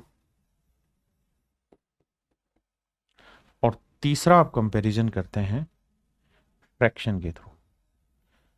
अगर और ध्यान से देखें तो तीनों का मतलब एक ही है, प्रतिशत, अनुपात और भिन्न। एक शब्द यहां बड़े ध्यान से देखिएगा, और ये टाइप जो है ये अपने आप में बहुत खतरनाक है, इसलिए ध्यान से इस बात को सुनिएगा। कंपेयर, कंपैरिजन करते वक्त हमें रियल वैल्यू लेने की जरूरत नहीं, लेने की जरूरत नहीं, जरूरत नहीं। मेरे दोस्तों मैं ये कह रहा हूं कि जब भी आप कंपैरिजन कर रहे हैं तो वहां हमें रियल वैल्यू लेने की जरूरत नहीं। अब आप कहेंगे क्या राम कहानी लिखवाई, इस बात का अर्थ तो समझाओ। तो आ जाओ मेरे दोस्तों। मेरे दोस्तों अगर मैं आपको ये कहूं कि भाई मेरी उम्र और आपकी उम्र में तुलना करके बताओ, मेरी एज और आपकी एज में कंपैरिजन करके बताओ, तो आप कहेंगे कि सर ना तो मुझे आपकी उम्र बताने की जरूरत है, ना मुझे अपनी उम्र बताने की जरूरत है। मैं वैसे ही कह दूंगा कि आप 2 साल के हो तो सर हम 3 साल के हैं। यानी मेरे प्यारे बच्चों मेरी और आपकी उम्र का यहां पे कंपैरिजन हो गया, तुलना होगी। जबकि सच बात यह कि ना तो मैंने रियल एज अपनी बताई, ना रियल एज आपकी बताई, और सिर्फ इस बात के आधार पे मैंने दुनिया को बता दिया कि मैं छोटा हूं और तुम बड़े हो। ठीक है भाई। अगर मेरे बच्चे मैं आपको ये कहूं कि यार मैं तुमसे 50% तेज भाग सकता हूं, मैं तुमसे 50% तेज भाग सकता हूं, 50% तेज भागता हूं, तेज भागता हूं, तो इसका मतलब ये हुआ कि अगर आप जितनी देर में 100 मीटर भागेंगे उतनी देर में मैं 150 मीटर भाग जाऊंगा, क्योंकि मैं तो मैं हूं। हाँ है ना। तो मेरे दोस्तों यहां मैंने आपको ये नहीं बताया कि आपकी स्पीड क्या है और मेरी स्पीड क्या है, मैंने नहीं बताया। लेकिन मेरे बच्चे मैंने आपको यह बता दिया कि भैया मैं आपसे 50% तेज हूं। यानी आप कंपैरिजन कर सकते हैं दोनों के बीच में। मेरी बात समझ पाए कि नहीं। फिर से अपनी बात समझाता हूं कि परसेंटेज, जैसे मैंने कहा कि यार मैं आपसे 10% कम कमाता हूं, मैं आपसे 10% कम कमाता हूं, इसका मतलब आप 100 कमाते हैं तो मैं 90 कमाता हूं, आप 10 कमाते हैं तो मैं 9 कमाता हूं, आप 100 करोड़ कमाते हो तो मैं 90 करोड़ कमाता हूं, आप 100 अरब कमाते हो तो मैं 90 अरब कमाता हूं। मेरी बात समझ रहे हैं। यानी यहां पे ना तो मैंने आपकी इनकम बताई एक्चुअल, ना मैंने अपनी एक्चुअल इनकम बताई, लेकिन मैंने दोनों के बीच में कंपैरिजन कर दिया। ऐसे ही मेरे बच्चे एक होता है फ्रैक्शन जिसे हम भिन्न कहते हैं, भिन्न भी तुलना बताता है। मैं कहूं कि यार मैं आपका 2/3 स्पीड से भाग सकता हूं, मैं आपकी 2/3 स्पीड से भाग सकता हूं।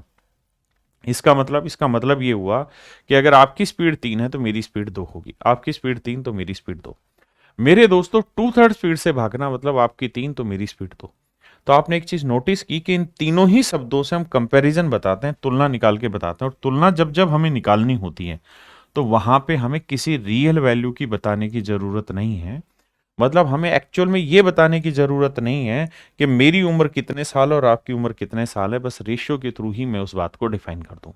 तो मेरे दोस्तों आज हम जो चर्चा कर रहे हैं वो कंपैरिजन पे चर्चा कर रहे हैं, ध्यान से समझिएगा। और इस बात को समझिएगा कि जब भी हमें कंपैरिजन फाइनल में निकालना हो तो हमें कोई रियल वैल्यू लेने की जरूरत नहीं है, और इस रियल का मतलब है कांस्टेंट वैल्यू लेने की भी जरूरत नहीं है। रियल को ही आप कांस्टेंट भी कह सकते हैं। कांस्टेंट को हिंदी में बोलेंगे स्थिर कोई मान। और अच्छे से समझो तो कोई फिक्स वैल्यू लेने की जरूरत नहीं। कैसे, सवाल के थ्रू समझाता हूं। जैसे सवाल में कहता है किसी वृत्त की त्रिज्या 25% बढ़ा दी जाए, किसी सर्कल की रेडियस 25% बढ़ा दी जाए तो क्या होगा। तो मेरे दोस्तों एक बात बताओ, लेट्स से ये कोई सर्कल है, अब मैंने इसकी रेडियस बढ़ा दी और ये इतना ही बड़ा सर्कल हो गया, तो कहता है इसके एरिया में क्या परिवर्तन होगा। तो भाई 25% बढ़ा दी गई तो 25% की फ्रैक्शन क्या होगी, 1/4। बिल्कुल ठीक है। मतलब अगर पहले वाले की रेडियस 4 थी तो इसकी रेडियस 1 बढ़ गई, 25% मतलब 4 का 25% 1 बढ़ गई, तो अब रेडियस कितनी हो गई, 5। तो मैं पूछ रहा हूं कि इसके एरिया में क्या चेंज होगा। तो आप कहेंगे देखो सर, एरिया होता है πr², इसकी रेडियस कैपिटल आर हो गई तो मान लो πr², ये मान लो स्मॉल आर थी, ये बढ़ाने के बाद कैपिटल आर हो गई, तो यही तो एरिया होगा। हाँ जी, जरा चेक करते हैं आओ। भाई आर की वैल्यू 4 है तो 4 का वर्ग 16 पाई, पाई तो गुना था। भाई आर की वैल्यू यहां 5 है तो 5 का वर्ग 25 पाई। बिल्कुल ठीक है। अब सर एक मोटी बात समझना, क्या कि जब हम तुलना कर रहे हैं ना तो हमें इस पाई की जरूरत है ही नहीं। अगर आप इसे नहीं भी काटेंगे तो आप यही तो कहेंगे कि भाई 16 पाई से 25 पाई हो गया तो 9 पाई बढ़ गया। तो यानी सर 9 पाई इंक्रीज हो गया है किस पे, 16 पाई पे। तो कितना परसेंटेज, तो पाई से पाई गया। 1/16 कितना होता है सर, 6 सही 1/4%। तो 9/16 क्या होगा, 9×6 = 54, तो ये हुआ, और सर 9/4 ये हो गया, तो यह 2 सही 1/4, तो 54 और 2 56 सही 1/4%। यानी कुल मिला के 56 सही 1/4% इंक्रीज हो गया। अब मैं कहना क्या चाहता हूं उस बात पे फोकस करिए। मैं आपको मेरे दोस्त कहना ये चाह रहा हूं कि सच मायने में हमें इसकी जरूरत थी ही नहीं, ये तो फिक्स है। भाई सर्कल छोटा है तब भी पाई की वैल्यू 22/7 ही लिया आपने, बड़ा लोगे तब भी पाई की वैल्यू 22/7 है, यानी ये तो फिक्स है हर एक केस में। और मैं यही कह रहा हूं कि अगर सवाल के आखिर में परसेंटेज पूछा है, फ्रैक्शन पूछी है, रेशियो पूछा है, यानी कंपैरिजन पूछा है, तो वहां आपको रियल वैल्यू लेने की जरूरत नहीं है, कांस्टेंट या फिक्स वैल्यू लेने की जरूरत नहीं, उसके बिना भी आपका आंसर निकलेगा। तो अगर आप मेरे बच्चे हैं तो आपको सिंपल ये लिखना था कि भाई सर्कल का एरिया r² होता है। कब, जब हमें कंपैरिजन निकालना हो। तो अगर सर्कल का एरिया r² होता है तो 4 का वर्ग 16 और अब रेडियस 5 होगी तो 5 का वर्ग 25, तो इंक्रीज हो गया 9, 9 का इंक्रीज 16 पे, तो कितना आंसर। क्लियर है, 2-3 सवालों के थ्रू समझ आएगा। कहता है जी रेक्टेंगल की जो लेंथ है वो 37.5% बढ़ गई, आयत की लंबाई 37.5% बढ़ गई। तो मेरे बच्चों ये बताओ, लेंथ 37.5% बढ़ी तो 37.5% की फ्रैक्शन क्या होगी। आप कहेंगे सर 3/8। देखिए आप बहुत बड़े ढक्कन है अगर आप पढ़ के नहीं आएंगे तो फ्रैक्शन को। मतलब अगर लेंथ पहले 8 थी तो अब 37.5% यानी 3 बढ़ गई। पहले पहले और अब, पहले 8 थी तो अब हो गई 3। अगर ब्रेड्थ की बात करें तो ब्रेड्थ के बारे में कह रहा है 20% घट गई, तो 20% की फ्रैक्शन 1/5, यानी 5 का 20% एक घट गई। तो ब्रेड्थ पहले 5 यूनिट थी, तो अब एक घट के कितनी हो गई, 4। तो कह रहा है जी एरिया बताओ। तो एरिया होता है लेंथ इंटू ब्रेड्थ। तो भैया लेंथ को ब्रेड्थ से गुना करोगे 8×5 = 40, और यहाँ 3 को 4 से गुना करोगे 12। इसका मतलब मेरे दोस्तों यही है ना भाई, सॉरी ये माफ करना माफ करना माफ करना, बिल्कुल बिल्कुल ठीक ठीक ठीक। ये 3 बढ़ी थी मेरे बच्चे, उसने कहा था कि लंबाई 37.5% बढ़ा दी जाए, मतलब 8 में 3 बढ़ा दोगे तो 11 हो जाएगी। मैं माफी चाहता हूँ, आई एम सॉरी। और 20% मेरे प्यारे बच्चों घटाने की बात कर रहा है। तो हमने 5 का 20% एक घटा दिया। तो पहले एरिया था 40, अब एरिया हो गया 11×4 = 44। तो भैया एरिया में क्या चेंज हुआ, तो सर 4 बढ़ गया एरिया, कितने पे सर, 40 पे। तो 100 पे कितना, काट पीट यहीं करने की कोशिश करो। 4 × 4 = 4, 4×4 = 40, 1/10 होता है 10%। ये मेरा आंसर हो।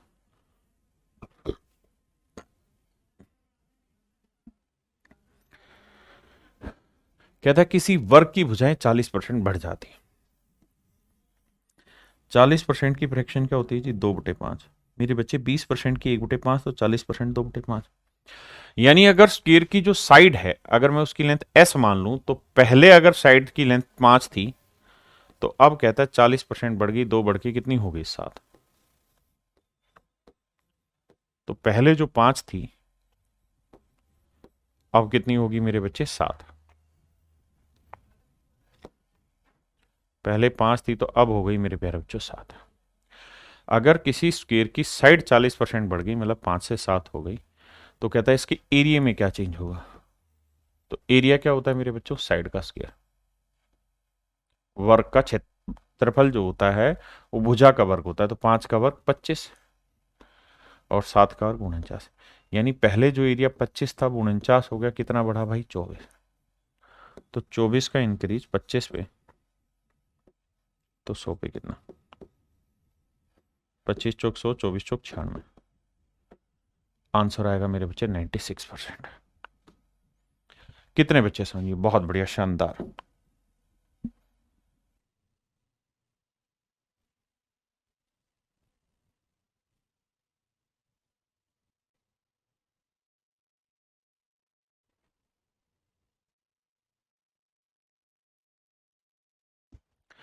किसी लंबवर्तीय बेलन की आधार त्रिज्या 40% बढ़ा दी जाए और इसकी ऊंचाई 37.5% घटा दी जाए। देखो मेरे बच्चे, हमें ये समझना होगा कि बेस रेडियस 40% बढ़ा दें तो 40% की फ्रैक्शन क्या हो गई जी, 2/5।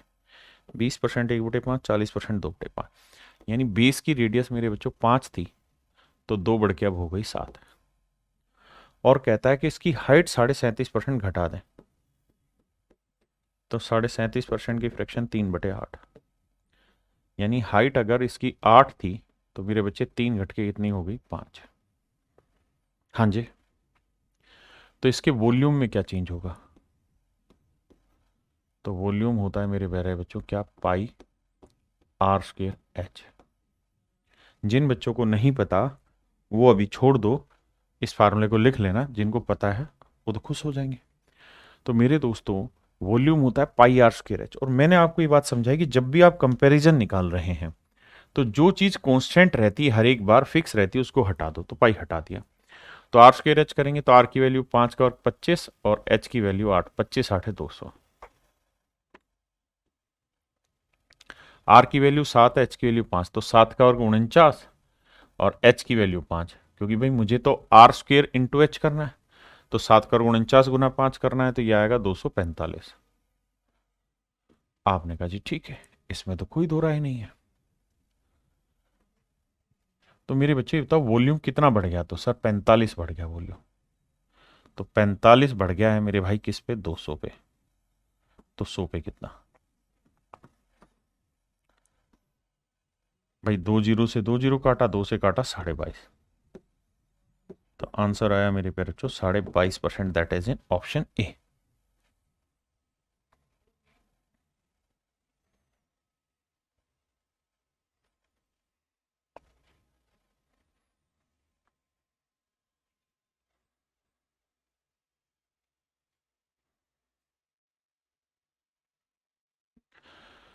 हजार जी रहे हैं, आइए मेरे प्यारे बच्चों सवाल करना शुरू करते हैं। पांचवा, ध्यान दीजिए। क्वेश्चन में कह रहा है the length breadth and height of a cuboid are decrease and increase by this percent. तो भैया 5% का फ्रैक्शन कितना हुआ रे? ए लल्ला 1/20। तो इसका मतलब क्यूबॉइड की जो लेंथ है मेरे प्यारे बच्चों वो 20 से 19 हो गई। ब्रेड्थ भी कह रहा है 5% घट गई तो 20 से 19 हो गई। लेकिन कह रहा है भैया जी उसकी जो हाइट है, लेंथ ब्रेड्थ तो डिक्रीज हुई माइनस माइनस और हाइट बढ़ी 20%। तो भैया 20% का फ्रैक्शन क्या हुआ? 1/5। यानी अगर हाइट मेरे प्यारे बच्चों 5 थी तो अब एक बढ़ के कितनी हो गई? 6। कह रहा वॉल्यूम में बताइए क्या चेंज होगा। तो ये बात अगर आपको पता है तो बहुत अच्छा। वॉल्यूम होता है length into breadth into height, length into breadth into height. तो देखो यार 20 गुना 20 करोगे 400, 400 गुना 5 करोगे 2000।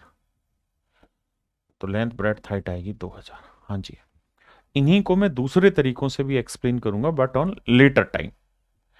अब आ जाइए यहाँ, 19 को 19 से गुना करेंगे 361, 361 को 6 से करेंगे 6 एकम 6, 6 छिंग 36 और 6 ती 18 और 3 21, 2166। हाँ जी, अब भैया कितना बढ़ गया है? तो 166 बढ़ गया है वॉल्यूम। कितने पे भैया? 2000 पे। तो 166 का इंक्रीज है 2000 पे, तो 100 पे कितना? नजर जा रहे हो 83/10 आया, 2 से काटा तो, यानी आंसर आया 8.3%। 8.3% मेरे प्यारे बच्चों मेरा सही उत्तर। 8.3% मेरा सही उत्तर है। Sir why not class open in iPhone? Lalit Baghel भाई आईफोन में भी क्लास ओपन होती, क्या बात कर दी?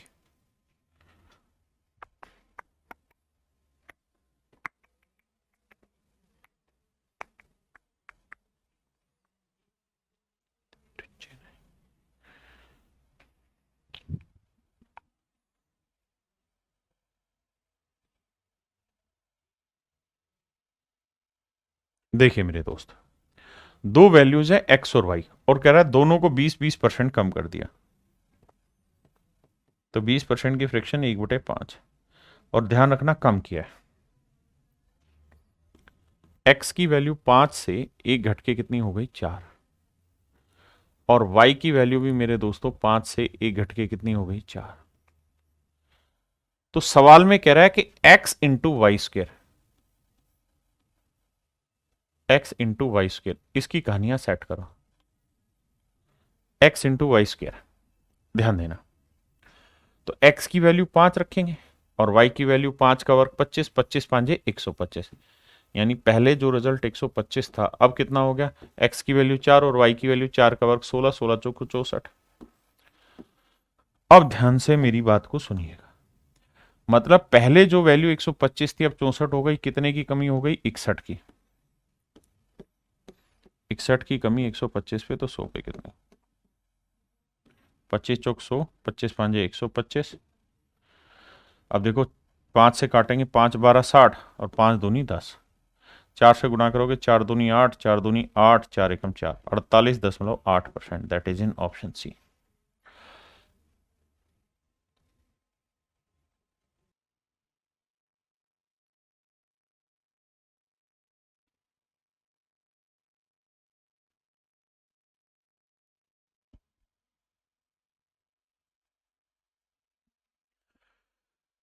नजर आ रहा है धीरे ही धीरे। मेरे प्यारे बच्चों आइए, सवाल में कह रहा है the population of A town is 1,89,000। किसी शहर की जनसंख्या 1,89,000। 4/9 ऑफ देम आर मेल्स, उसमें से 4/9 भाग पुरुष है। ध्यान देना, 4/9 ऑफ देम, देम का मतलब टोटल पॉपुलेशन का 4/9 भाग पुरुष है। 4/9 लोग पुरुष है कुल जनसंख्या का, बाकी महिलाएं हैं। कहता 50% मेल आर मैरिड, 50% पुरुषों ने ब्याह कर रखा है, मतलब शादी हो रखी है। अब सवाल पे कुछ डिटेल्स इंफॉर्मेशन आपसे चाह रहा है, आइए बात करते हैं। मेरे बच्चों सबसे पहला काम ये देखा करो कि हमसे पूछा क्या है। अगर हमसे परसेंटेज पूछा हुआ है फ्रैक्शन पूछा हुआ है, रेशियो पूछा हुआ है, तो इसका मतलब कंपैरिजन पूछा हुआ है। और कंपैरिजन जब जब पूछा हो, there is no need of real value की जरूरत नहीं, फिक्स वैल्यू की जरूरत नहीं, कांस्टेंट वैल्यू की जरूरत नहीं, इन सारी चीजों की जरूरत ही नहीं होती आपको। So you can just simply ignore them. Okay, आओ जी, नजर आ रही है। देखिए मेरे दोस्त, कह रहा था population of A town is 1,89,000। किसी शहर की जनसंख्या 1,89,000 है। 4/9 ऑफ देम आर मेल। मतलब कुल जनसंख्या का 4/9 भाग पुरुष है। तो कुल जनसंख्या का 4/9 भाग मतलब अगर टोटल पॉपुलेशन 9 है, कुल जनसंख्या टोटल पॉपुलेशन अगर ये 9 है मेरे प्यारे बच्चों, अगर कुल जनसंख्या 9 है, अगर मेरे प्यारे बच्चों कुल जनसंख्या 9 है, कुल जनसंख्या 9 है मेरे दोस्तों, ध्यान देना, अगर कुल जनसंख्या 9 है तो कह रहा है उसमें 4 भाग पुरुष है, 4 आर मेल। यानी अगर मेल की बात करें, पुरुषों की बात करें तो 4 पुरुष है, यानी 9 लोगों में से 4 पुरुष हैं। तो महिलाओं की संख्या तो ज्यादा है भैया। तो 9 में से 4 घटाया 5, क्या हो गई? फीमेल। अगर 9 लोग हैं तो उसमें से 4 मेल हैं, बाकी 5 फीमेल है। ठीक है जी। अब अगली लाइन में कह रहा है कि भैया इसमें कुछ शादीशुदा भी हैं, और शादीशुदा की बात कर रहा है कि भाई 50% लोग शादीशुदा है, 50% ऑफ द पॉपुलेशन, नहीं 50% मेल्स आर मैरिड, 50% पुरुष शादीशुदा है। तो मेरे दोस्तों 4 पुरुष हैं, 4 का 50% 2 शादीशुदा है। अब मेरे बच्चों बात हो रही है एक शहर की, एक शहर की। तो तय है कि उस शहर में जो 2 पुरुष शादीशुदा हैं उनकी औरतें भी तो होंगी और वो उसी शहर में रह रही होंगी। ऐसा थोड़ी है कि 2 आदमियों की शादी हुई, औरतें कहीं और होगी दूसरे शहर में। नहीं, मानना यही होगा कि सर अगर 2 पुरुष शादीशुदा हैं तो ये हुए होंगे किससे भैया? 2 महिलाओं से। यानी महिलाओं में 2 ही महिलाएं शादीशुदा हैं, यानी 5 में 2 महिलाएं शादीशुदा है। ये अर्थ मेरे प्यारे बच्चों हमें इसका निकालना पड़ेगा, वरना बात नहीं बनेगी। अब पहला सवाल लेते हैं।